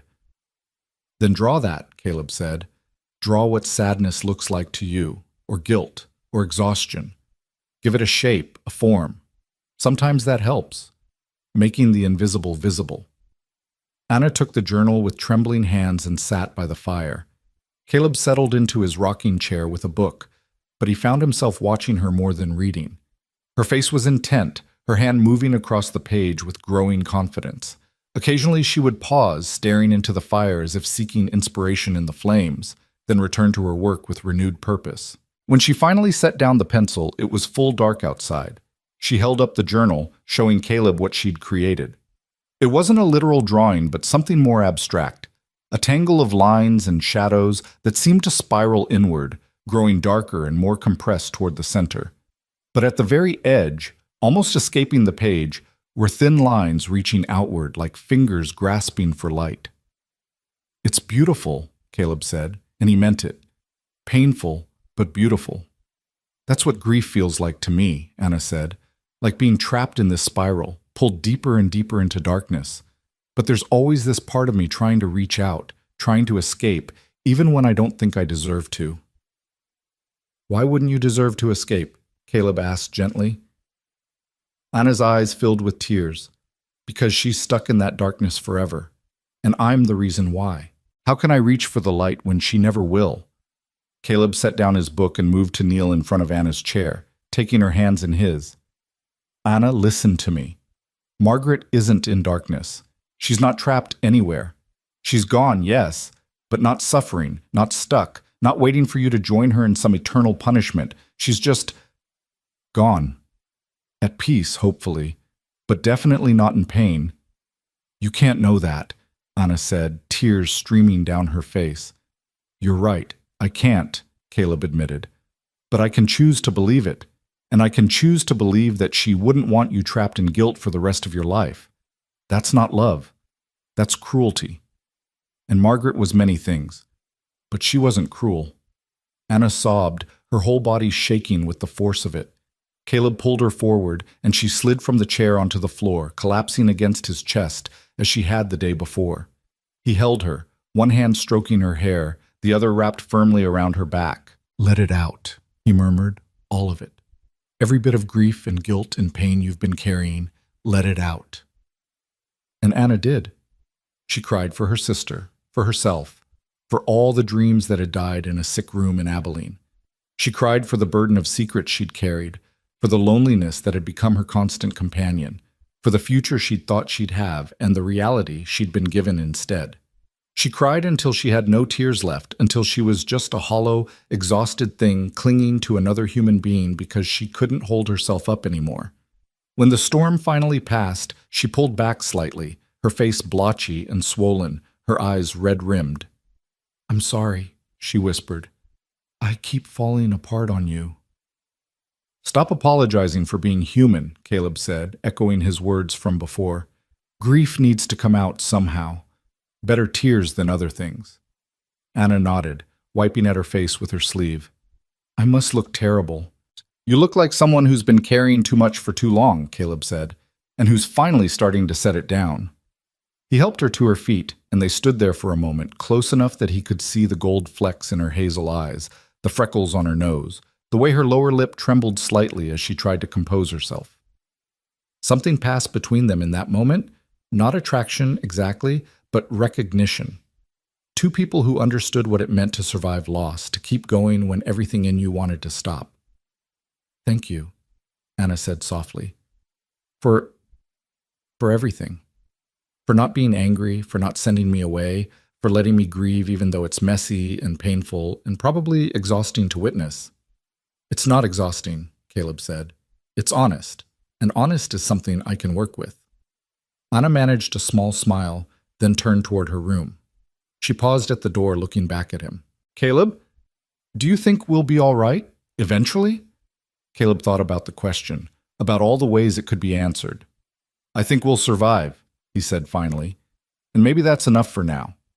We can work on all right later. Anna nodded, seeming to accept that, and disappeared into her room. Caleb stood in the main room for a long moment, then walked to the window and stared out at the night sky. The clouds had cleared, revealing a field of stars so vast and brilliant it made him ache. He thought about Margaret, somewhere beyond those stars, beyond reach but not beyond memory. He thought about Anna, in the next room, slowly learning to be a person separate from her grief. And he thought about himself, standing in a cabin he'd built with his own hands, trying to figure out how to move forward when the future he'd imagined had been swept away. The answer didn't come to him that night, but standing there, with the stars above and the quiet breathing of another person just beyond the wall, he felt something he hadn't expected to feel again. Not hope, exactly, but its smaller, more tentative cousin. A sense that maybe, possibly, eventually, things might not always hurt this much. It would have to be enough. He turned from the window, banked the fire, and made his way to his own room. As he lay in bed, staring at the ceiling, he heard soft sounds from Anna's room, not crying, but the gentle rustle of pages. She was drawing again, he realized, finding solace in lines and shadows, in the act of creation that required her to focus on something beyond her pain. Caleb closed his eyes and let the sound lull him toward sleep. Tomorrow would bring new challenges, new conversations, new moments of grief and grace intertwined. But tonight, in the darkness of a Texas ranch house, with rain-washed air seeping through the windows and stars wheeling overhead, there was peace, fragile and temporary, perhaps, but real. And in the morning, When the sun rose over the plains and turned the wet grass to silver, they would both be there to see it. Together but separate, grieving but surviving, lost but slowly finding their way towards something that might, someday, look like healing. The week wasn't over yet. There were still days to navigate, truths to face, decisions to make. But they'd made it through 2 days. 2 impossible, heartbreaking, strangely beautiful days. And that was something. That was perhaps everything. Morning came with a clarity that seemed almost defiant after the rain. The sky stretched endlessly blue without even a wisp of cloud to mar its perfection, and the air carried that particular crispness that follows a storm, as if the world had been rinsed clean and hung out to dry. Caleb woke to the sound of Anna moving about in the kitchen, humming something soft and tuneless under her breath. It was such an ordinary sound, so domestic and unremarkable, that for a moment he forgot the weight of the past few days and simply lay there, listening. When he finally emerged, he found Anna at the stove, her hair braided and pinned up, her sleeves rolled to her elbows. She turned at the sound of his footsteps, and he was struck by how different she looked this morning. The shadows under her eyes remained, but something in her bearing had shifted. She stood straighter, moved with more purpose, as if some internal decision had been made during the night. "I made eggs," she said, gesturing toward the pan. "And there's coffee. I hope that's all right." "More than all right," Caleb said, reaching for a cup. "You didn't have to, though. I'm used to fending for myself." "I know," Anna said, plating the eggs with careful attention, "but I wanted to. Needed to, really. Cooking helps me think, helps me feel like I'm doing something useful." She paused, then added quietly, "And I had a lot to think about last night." They sat down to eat, and Caleb waited, sensing she had more to say. Anna pushed her eggs around her plate for a moment before speaking. "I've been unfair to you," she said finally. "Coming here, bringing all this pain and grief, expecting you to just absorb it all. You lost something too when Margaret died. You lost the future you'd imagined, the hope you'd built. And here I am, falling apart in your home, asking you to hold me together when you're probably barely holding yourself together." "Anna, please let me finish," she interrupted gently. "I need to say this." She took a breath, gathering her courage. "Last night, after I went to bed, I couldn't sleep. I kept thinking about what you said about Margaret not being in darkness, about me not deserving to be trapped in guilt. And I realized something. I've been so focused on what I did wrong, on how I failed her, that I forgot to honor what I did right." Caleb set down his fork, giving her his full attention. "I stayed," Anna continued, her voice growing stronger. "When she got sick, when it got hard, when I was scared and exhausted and wanted to run away, I stayed. I held her hand, I read to her, I wrote those letters when her hands couldn't hold a pen anymore. I kept her comfortable, kept her company, made sure she didn't die alone. That has to count for something, doesn't it?" "It counts for everything," Caleb said firmly. Anna's eyes glistened, but she blinked back the tears. "Then I need to start acting like it. I need to stop punishing myself for the one night I wasn't there and start remembering all the nights I was. All the days I was. All the moments I gave her, even when I had nothing left to give." "That sounds like wisdom," Caleb said softly. "It sounds like something Margaret would have said," Anna replied with a sad smile. "She was always better at forgiving than I was. Better at seeing the good in people, even when they couldn't see it in themselves." She looked directly at Caleb. "Including me. Including you." "What do you mean, including me?" Anna leaned back in her chair, considering her words. "In her letters, the real ones, the ones she wrote to me about you, she said you were carrying ghosts. War ghosts, she called them. Shadows of things you'd seen and done that you couldn't quite shake. She said your letters were beautiful but haunted, like you were trying to convince yourself that beauty still existed in a world that had shown you otherwise." Caleb felt something clench in his chest. "She saw that? In my words?" "She saw everything," Anna said. "That's who she was. She could read between the lines, could hear what people weren't saying. She said that's why she fell in love with you, because you were trying so hard to find light in the darkness, and she understood that struggle. She was doing the same thing." The silence that followed was heavy with revelation. Caleb had never thought of his letters that way, never realized how much of his own pain he'd been inadvertently sharing. He'd thought he was writing about beauty, about hope, about new beginnings. But Margaret had seen deeper, had recognized a kindred spirit fighting the same battle against despair. "I didn't know," he said finally. "I thought I was hiding it better than that." "You can't hide your soul from someone who's looking for it," Anna said, and Margaret was always looking, always trying to understand people, to see them clearly, to love them despite their wounds. She paused. Or maybe because of them. Caleb stood abruptly and walked to the window, needing distance, needing air. The morning sun was climbing higher, turning the wet grass into fields of diamond. Beautiful, yes, but Anna was right. It was a haunted beauty, shadowed by everything he'd lost along the way. "The war took more than lives," he said, his voice low. "It took certainty, I guess. The belief that the world made sense, that good was rewarded and evil punished, that courage mattered and honor meant something. I saw men die for no reason, saw cruelty rewarded and kindness crushed. And when it was over, when I came home, or what was left of home, I didn't know how to live in a world like that anymore." He heard Anna rise and move closer, felt her presence behind him like warmth. "So I came here," he continued, "to this empty land where nothing had happened yet, where I could build something from scratch without the weight of history pressing down on it. I thought if I could just work hard enough, stay isolated enough, I could outrun what I'd seen, what I'd done." "But you couldn't," Anna said softly. "No," Caleb agreed. "The ghosts followed me, they always do, so I tried something else.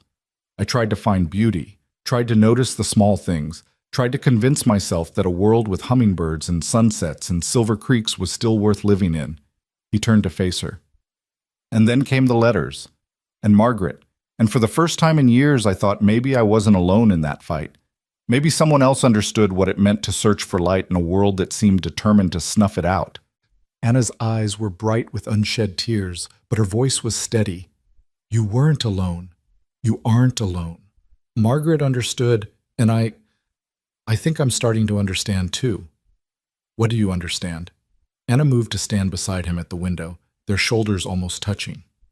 "That survival isn't the same as living.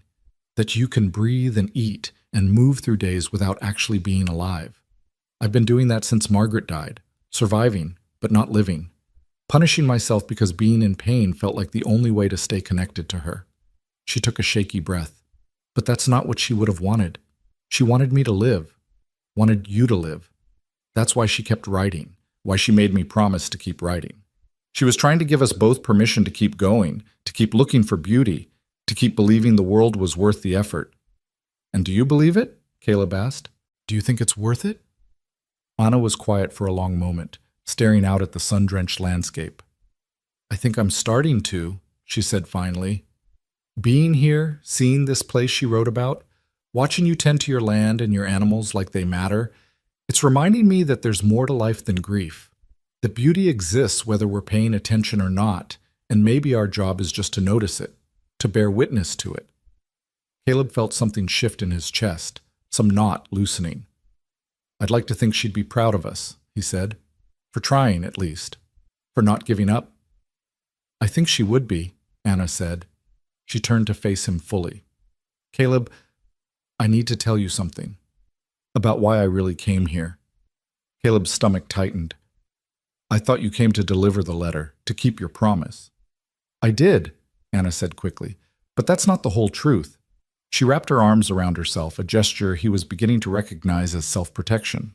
"After Margaret died, I had nothing left. No family, no purpose, no reason to keep going. The only thing I had was her promise. The promise to write to you, to keep you hoping, to eventually tell you the truth. It became my entire world, my only connection to something that felt meaningful." She paused, gathering courage. "But as the months went on, as I wrote those letters in her hand, I started to feel like I was disappearing, like I was becoming her ghost, just a vessel for her words and her feelings. And I hated it, but I also needed it, because at least when I was writing those letters, I was still connected to her. I was still useful. I still mattered." Anna, let me finish, she said. Please. When the time came to deliver the truth, I was terrified. Not just because I knew it would hurt you, but because I knew that once I did it, once I fulfilled that final promise, I'd have nothing left. No purpose, no connection, no reason to exist. I'd just be Anna again. Just me, alone, with nothing and no one. Tears were streaming down her face now, but her voice remained steady. So part of me came here hoping you'd reject me. Hoping you'd be so angry, so devastated, that you'd send me away and I could spend the rest of my life punishing myself for it. Because punishment felt safer than having to figure out who I am without her. Who I am when I'm not defined by my relationship to someone else. Caleb reached out and gently wiped a tear from her cheek with his thumb. And now? He asked softly. What do you hope for now? Anna's laugh was watery, broken. Now I hope I can learn to be just Anna. Not Margaret's sister, not her ghost, not her keeper, just me, whoever that is.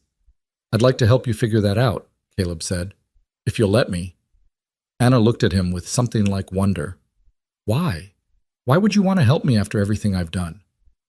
Because Margaret was right, Caleb said simply. Maybe two lonely people can be less lonely together. Maybe we can help each other find our way back to living instead of just surviving. Maybe that's what all of this has been about. Not the love story I thought I was writing with Margaret, but a different kind of story altogether. One about two people who got broken by life and are trying to figure out how to put the pieces back together. Anna closed her eyes, and when she opened them again, something had changed. There was a clarity there, a determination that hadn't been present before. I want to stay, she said. Not for a week. Longer. If you'll have me. Not as Margaret's replacement, not as some kind of consolation prize, but as myself. As someone who's trying to heal and needs a safe place to do it. Caleb's heart hammered in his chest. This was a turning point, he realized. A moment that would define everything that came after. He could say no, could send her away, could retreat back into his carefully constructed solitude.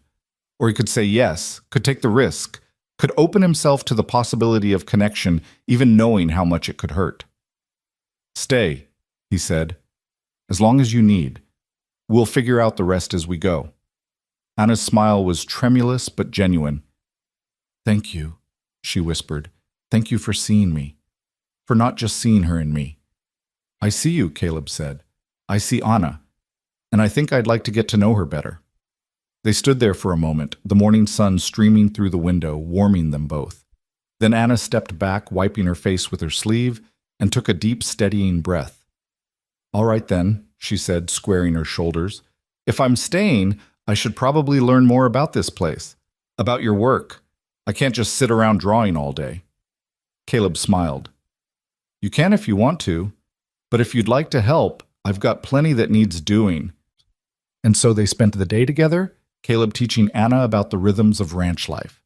He showed her how to check the cattle for signs of illness, how to mend fence posts, how to read the sky for weather.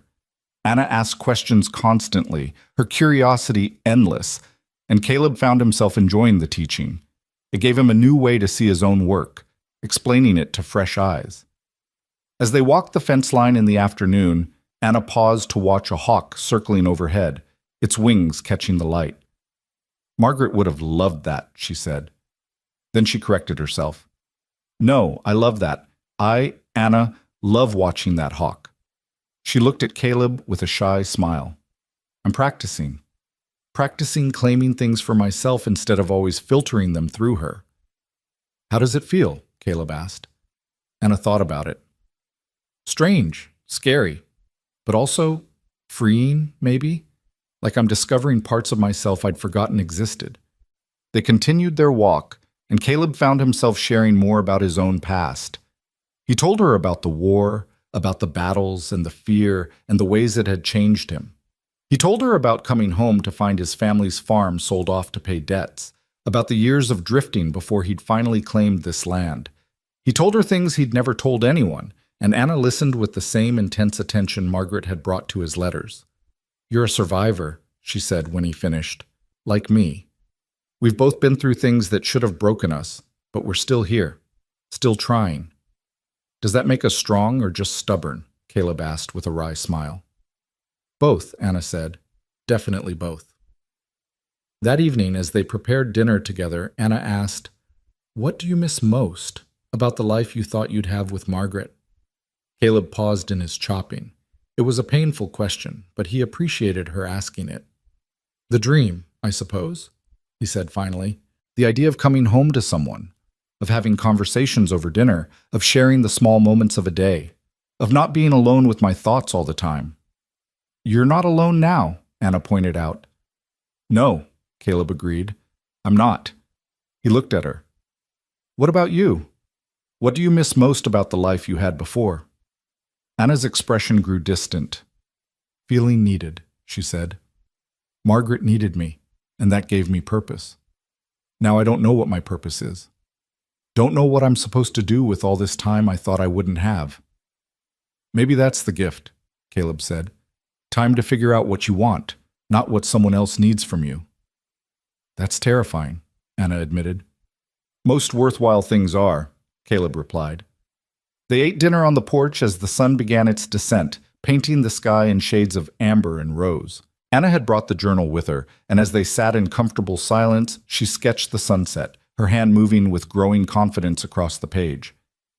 "Can I ask you something?" she said without looking up from her drawing. "Of course." "Do you think you could ever love someone again? After Margaret?" Caleb was quiet, considering the question honestly. "I don't know," he said finally.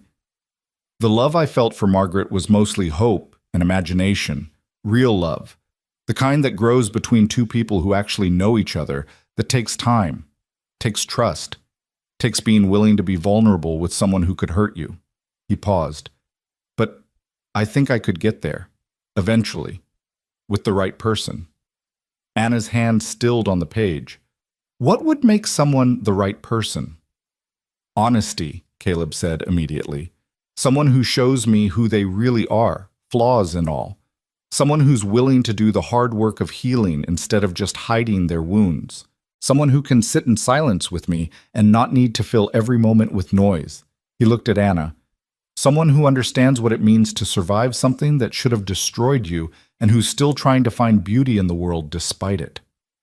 Anna met his gaze, and something passed between them. Not romance, not yet, but recognition. Understanding. The acknowledgement that they were both describing each other without quite saying so. "I think Margaret knew," Anna said softly. "I think she knew that if I came here, if I told you the truth, this might happen. Not love, not right away, but the possibility of it, the foundation for it. Do you think that's why she asked you to come, instead of just sending the letter?" "Maybe," Anna said. "Margaret was always 3 steps ahead of everyone else, always seeing possibilities that other people missed. Maybe she saw this, saw us, and thought it was worth a chance." "Would you want that?" Caleb asked carefully. "A chance at this? At whatever this is or could be?" Anna set down the journal, giving the question the weight it deserved. "I think I'd like the possibility of it," she said finally. "Not now, not while we're both still so raw, but someday, when we've both done the work of healing, of figuring out who we are separately. Then maybe we could figure out who we might be together." "That seems wise," Caleb said. "That seems terrifying," Anna countered with a slight smile. "But also honest. And you said honesty was important." "It is," Caleb agreed. "It's everything." They sat together as the sun finished its descent and the first stars began to appear. Caleb thought about the week he'd offered Anna, about how it was already clear that she would need more than a week to heal, to discover herself, to prepare for whatever came next. And he realized he was glad. Glad for her presence, glad for her honesty, glad for the way she was slowly teaching him that grief didn't have to be a solitary journey. "Anna," he said as the darkness deepened. "Yes? I'm glad you came. I'm glad you kept your promise to Margaret. And I'm glad you're staying." Anna's smile was visible even in the dim light. "So am I," she said. "So am I." The night deepened around them, and eventually they went inside. Anna returned to her sketching by the fire, while Caleb wrote in his own journal, not a letter this time, but simply his thoughts, his feelings, his observations about the strange and unexpected turn his life had taken. He wrote about Margaret, about the grief that would always be a part of him. But he also wrote about Anna, about the slow unfurling of possibility, about the way healing sometimes looked like two broken people learning to be whole in each other's presence. When he finally set down his pen, he looked over at Anna and found her watching him. "What are you thinking?" she asked. "That life is strange," Caleb said. "That it takes us places we never expected to go and gives us things we never knew we needed." "Is that a good thing or a bad thing?" "I think it's just a thing," Caleb said. "Neither good nor bad. Just real." Anna nodded, accepting this. "I can work with real," she said. "Real is better than the alternative." "What's the alternative?" "Pretending," Anna said. "Hiding, living in the past or in might-have-beens instead of in what actually is." She closed her journal. "I've done enough of that. I'm ready to try something different." "What's that?" Anna stood and stretched, looking suddenly exhausted. "Living," she said simply. "Actually living. Being present in each moment, even the painful ones. Especially the painful ones, because those are the ones that teach us who we really are." Caleb stood as well, and they faced each other across the firelit room. "That sounds like wisdom again," he said. "That sounds like something I'm trying to learn," Anna corrected. "There's a difference." "Fair enough," Caleb said with a small smile. They said good night, and Anna disappeared into her room. But before Caleb could turn toward his own, she opened the door again and peeked out. "Caleb?" "Yes?" "Thank you for letting me practice being Anna here, for giving me a safe place to figure out who that is." "Thank you for trusting me enough to do it," Caleb replied. Anna smiled, and this time it reached her eyes. Then she closed the door, and Caleb was alone with his thoughts. He stood in the main room for a while, listening to the sounds of the night, the creak of the cabin settling, the whisper of wind through the eaves, the distant call of an owl. And beneath it all, the soft scratch of pencil on paper as Anna drew something in the privacy of her room. He thought about Margaret's letter, about her final wish that he stay open to whatever came next. He thought about the impossible tangle of grief and hope, loss and possibility that had brought Anna to his door. And he thought about the future, not the one he'd imagined, but the one that was slowly taking shape, unexpected and uncertain, but somehow right.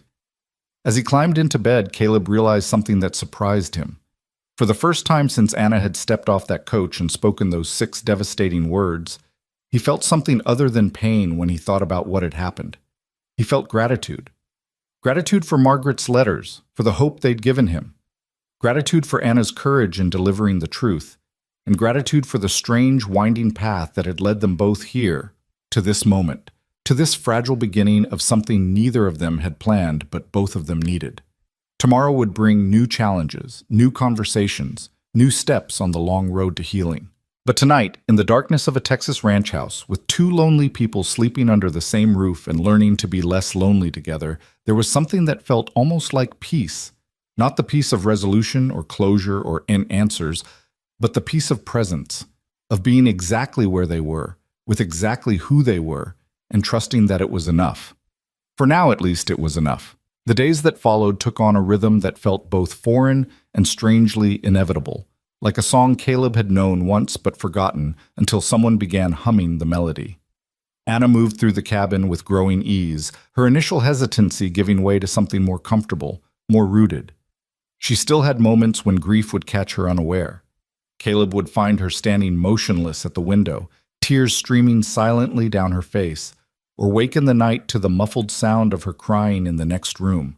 But between these moments of sorrow, there were others that felt like small victories, like shoots of green pushing through scorched earth.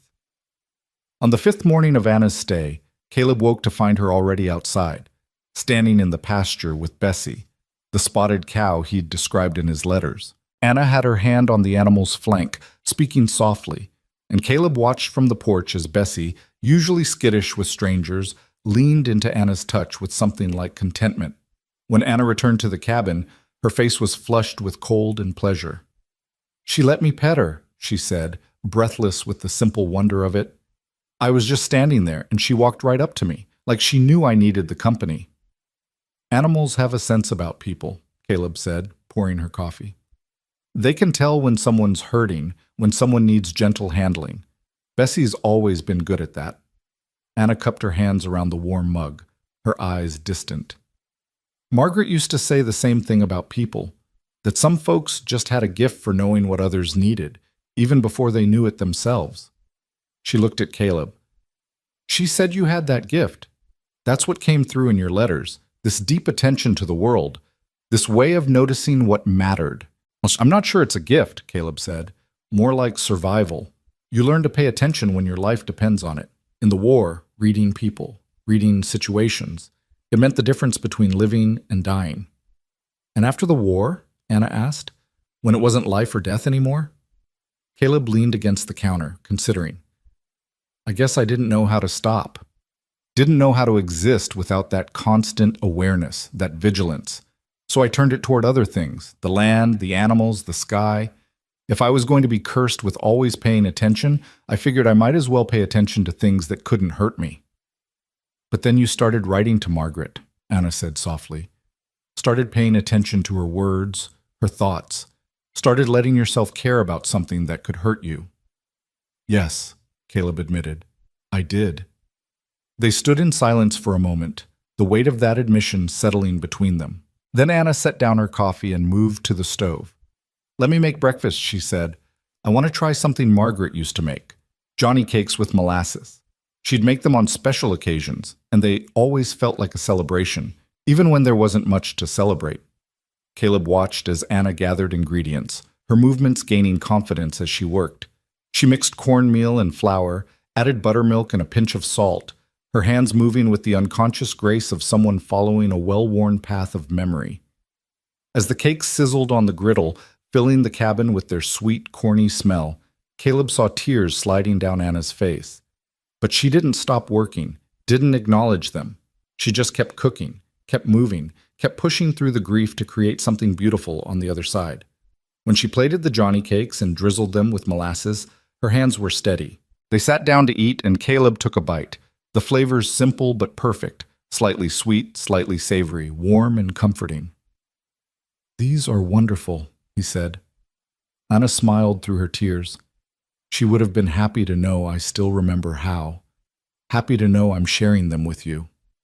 I think she'd be happy about a lot of things, Caleb said carefully. About you being here. About you learning to live again. I hope so, Anna whispered. God, I hope so. That afternoon, Caleb had to ride into Cedar Bluff for supplies. He asked Anna if she wanted to come along, but she declined, saying she preferred to stay at the cabin, to spend time with the journal and the quiet. Caleb understood. The town meant people, questions, explanations that neither of them was ready to give. So he left her there, promising to return before dark. The ride into town gave Caleb time to think, time to process everything that had happened in the past 5 days. His life had been turned completely inside out, the future he'd imagined replaced with something he couldn't yet name. But strangely, impossibly, he found himself grateful for it. The grief was real, the loss undeniable, but so was the connection he was forming with Anna.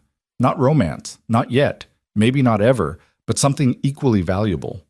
Understanding, companionship. The sense that he wasn't alone in his struggle to make sense of a world that so often made no sense at all. In Cedar Bluff, Caleb went about his business quickly, buying flour and sugar, coffee and salt, a few other necessities. He was loading his purchases onto his horse when he heard a familiar voice. Caleb Danner, been wondering when I'd see you in town. He turned to find Reverend Thomas approaching, the same man who had initially suggested Margaret as a correspondent. The Reverend was in his 60s, with kind eyes and a manner that invited confidence. Caleb had always liked him, appreciated his lack of judgment, his genuine interest in people's well-being. Reverend, Caleb said, nodding in greeting. Heard the stage came in last week, Reverend Thomas said, his eyes searching Caleb's face. Heard you were there to meet it. How did it go? Did Miss Hale arrive safely? Caleb's throat tightened. Here it was, the first test of how he would explain what had happened. He could lie, could say everything was fine, could avoid the whole messy truth. But something in him rebelled against that. Margaret had died because of lies, however well-intentioned. He wouldn't dishonor her memory by building new ones. Miss Hale didn't arrive, he said quietly. She passed away last spring. Pneumonia. The Reverend's face fell, genuine sorrow etching deep lines around his eyes. Oh, Caleb, I'm so sorry. I had no idea. She never mentioned being ill in her letters to me. She didn't want people to know, Caleb said. Didn't want pity or fuss. She just wanted to live her last months with some measure of dignity and hope. And the woman who came on the stage? The Reverend asked gently. Pete Carson mentioned someone did arrive. Her sister Anna, Caleb said. She came to deliver Margaret's final letter, to tell me the truth. Reverend Thomas was quiet for a moment, processing this. That must have been devastating, he said finally, to expect one thing and receive another, to have hope and then have it taken away. It was, Caleb admitted. Still is in some ways, but Anna, she's hurting too. She's been carrying this burden for months, keeping her sister's secret, writing those letters in Margaret's hand because Margaret asked her to. She came here not just to deliver truth, but to keep a promise to a dying woman. That takes courage. It does, the Reverend agreed. And she's still with you? At your ranch? Caleb nodded, aware of how it might look, aware of the gossip it could generate in a town as small as Cedar Bluff. She's staying for a while. She has nowhere else to go, and I have space. It seemed like the right thing to do. Reverend Thomas studied Caleb's face for a long moment, then nodded slowly. The right thing often is the hard thing, he said, and from what I can see, you're both walking a difficult path. If you need anything, spiritual guidance, practical help, or just someone to talk to, my door is always open. Thank you, Reverend, Caleb said, surprised by the relief he felt at the man's understanding. One more thing, the Reverend added. Don't let the tongues wag. People will talk, because that's what people do. But you and Anna know the truth of your situation, and that's what matters. Don't let others' ignorance or assumptions dictate how you live your life. Caleb felt gratitude wash over him. I appreciate that, more than you know. He rode back to the ranch as the sun began its descent, his saddlebags full of supplies, and his mind full of thoughts. The Reverend's words had given him something he hadn't realized he needed. Permission, perhaps. Permission to forge his own path, to make his own choices, to trust his own judgment about what was right for himself and for Anna. When he arrived home, he found Anna on the porch, the journal open in her lap. She looked up as he dismounted, and he could see she'd been drawing again. Her fingers were smudged with graphite, and there was a small smile playing at the corners of her mouth. How was town? She asked as he climbed the steps. Uneventful, mostly, Caleb said. He hesitated, then added, I saw Reverend Thomas. Told him about Margaret, about you. Anna's expression grew cautious. What did he say? That we're both walking a difficult path. That people will talk, but we shouldn't let it dictate how we live. Caleb sat down in the rocking chair, suddenly tired. He was kind, understanding. That's good, Anna said softly. I've been worried about that. About what people would think, what they'd say. About whether my being here would damage your reputation. I don't much care about my reputation, Caleb said honestly. Never have. I care about doing what feels right, what feels honest. And you being here feels right. Anna's eyes shimmered with emotion. It feels right to me too, she admitted. These past few days, I felt more like myself than I have in months, maybe years. I wake up in the morning and there's this moment of peace before the grief rushes in. And even when it does rush in, it doesn't drown me the way it used to, because I'm not facing it alone anymore. Neither am I, Caleb said. They sat together as the evening deepened, Anna showing Caleb what she'd been drawing, a series of sketches capturing different moments from the past few days. The creek in the rain, Bessie in the pasture, the cabin at sunset, and one that made Caleb's breath catch, a drawing of hands, two sets of hands, not quite touching, separated by a small gap of white paper. What's this one? He asked, though he thought he knew. Us, Anna said simply. Where we are right now, close but not quite touching, connected but separate, healing side by side but on our own paths. She traced the gap between the hands with her finger. I don't know if that gap will ever close. Don't know if it should. But I wanted to capture this moment, this in-between place where we're both learning to be okay with not knowing. Caleb stared at the drawing, moved by its honesty. "Can I keep this?" he asked. Anna looked surprised. "Really? You'd want it?" "I would," Caleb said. "It captures something true, something important. I'd like to remember this. Remember that healing doesn't always look like we think it should. That sometimes it looks like two people sitting on a porch, grieving different versions of the same loss, learning to be less lonely together."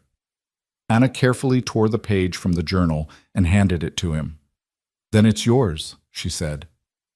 "A gift, or maybe a reminder that we're both exactly where we need to be, even when it doesn't feel like it." That night, after dinner, they sat by the fire and Anna asked Caleb to tell her more about the war. Not the battles or the violence, but the moments in between, the friendships forged, the small kindnesses shared, the ways men found to hold on to their humanity in the midst of inhumanity. Caleb found himself talking about things he'd never spoken aloud.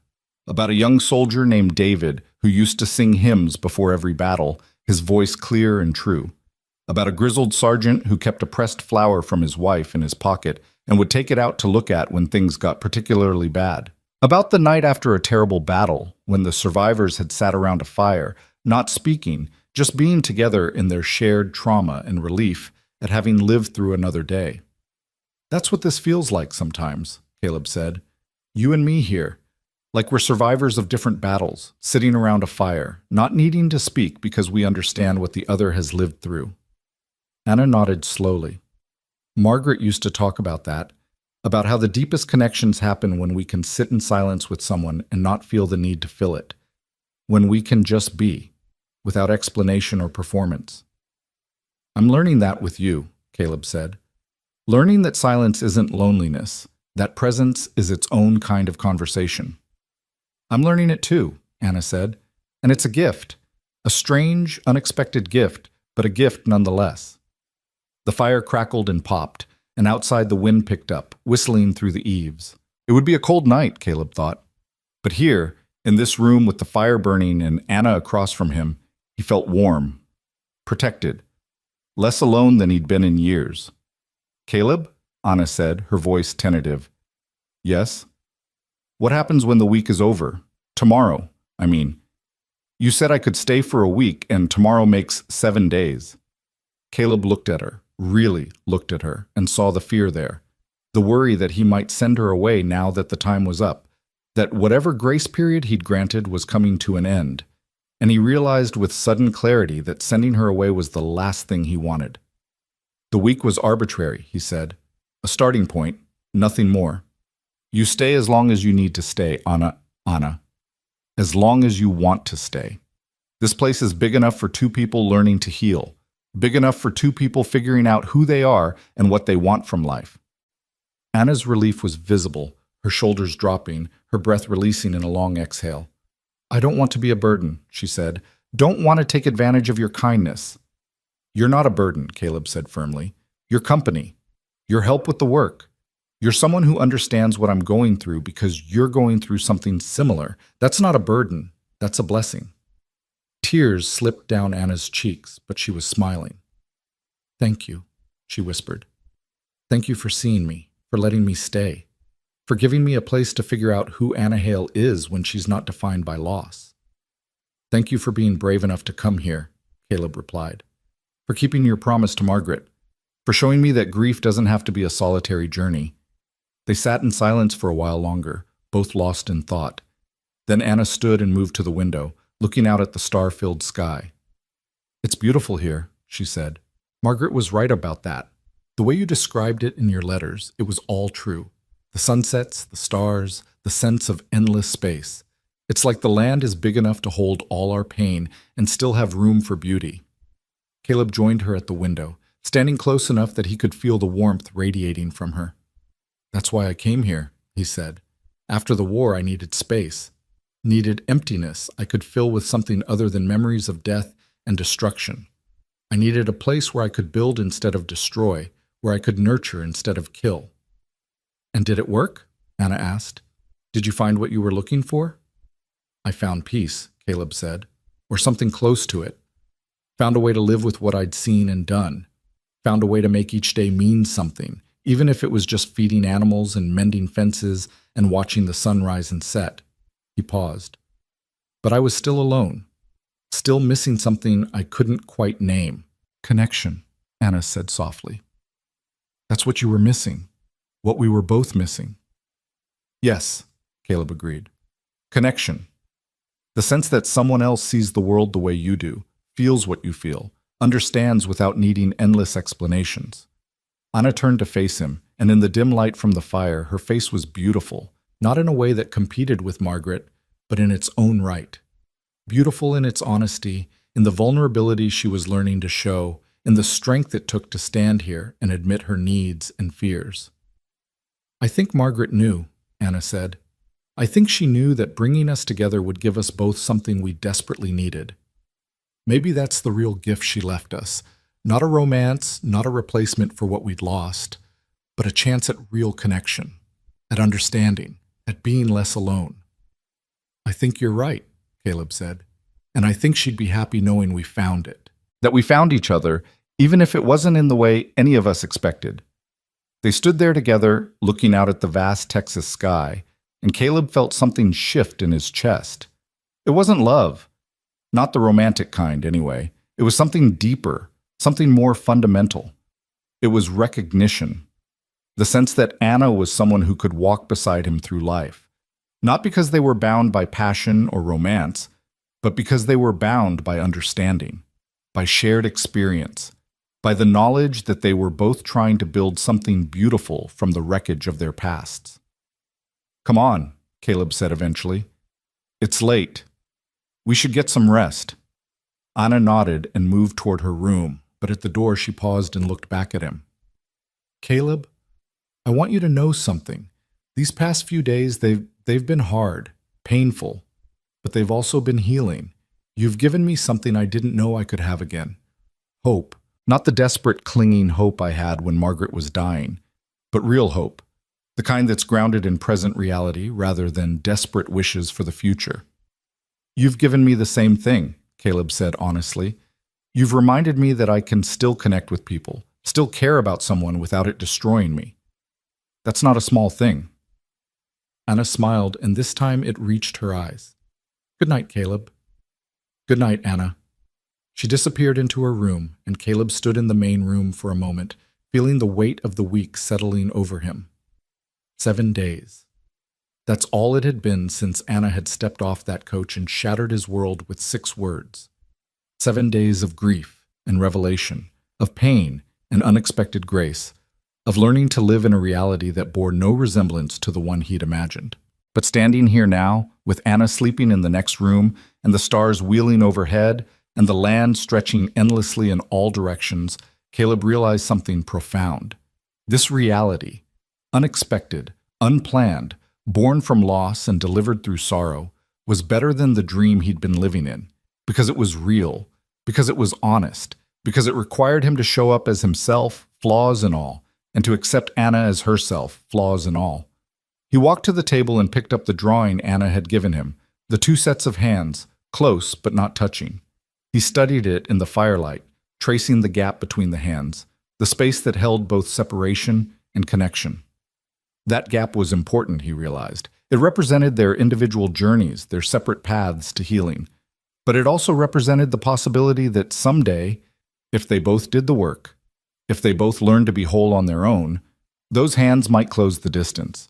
Or maybe they wouldn't. Maybe the gap would remain, and they would be companions on parallel paths, close but never quite touching, and that would be all right too. Because the value wasn't in the touching, it was in the closeness itself, in the presence, in the understanding that came from walking similar roads, even if those roads never quite merged into one. Caleb carefully folded the drawing and placed it in the drawer with Margaret's letter. 2 pieces of paper, 2 different messages, but both equally precious. Margaret's letter had given him permission to move forward, to stay open, to keep living. Anna's drawing had given him permission to take his time, to honor the space between them, to trust that healing was a process that couldn't be rushed. Together, they formed a kind of map, not of where he was going, but of where he was. And for now, that was enough. He banked the fire and made his way to his room. And as he lay in bed, he listened to the sounds of the night, the creak of the cabin, the whisper of wind, and underneath it all, barely audible, the sound of Anna breathing in the next room, the sound of another human being sharing his space, his life, his journey. It was a good sound, a healing sound, a sound that spoke of possibility and presence and the slow, patient work of becoming whole again. As sleep finally claimed him, Caleb's last thought was of Margaret, not with grief this time, but with gratitude. Gratitude for the letters that had opened his heart, gratitude for her final gift, delivered through her sister's courage, gratitude for the strange, winding path that had brought him here, to this moment, to this unexpected life that was somehow exactly what he needed.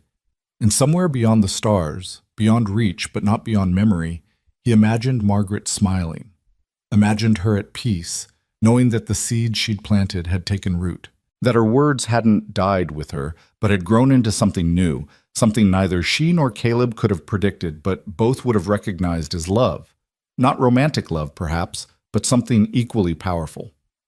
The love of two people choosing to witness each other's pain and joy, choosing to walk together through the wilderness of grief toward whatever lay on the other side. The night deepened, and in the cabin on the Texas plains, two hearts beat in separate rooms, separate but no longer alone. And that, in the end, was everything. That was the miracle neither had been looking for, but both had found. That was the gift that loss had somehow, impossibly, delivered.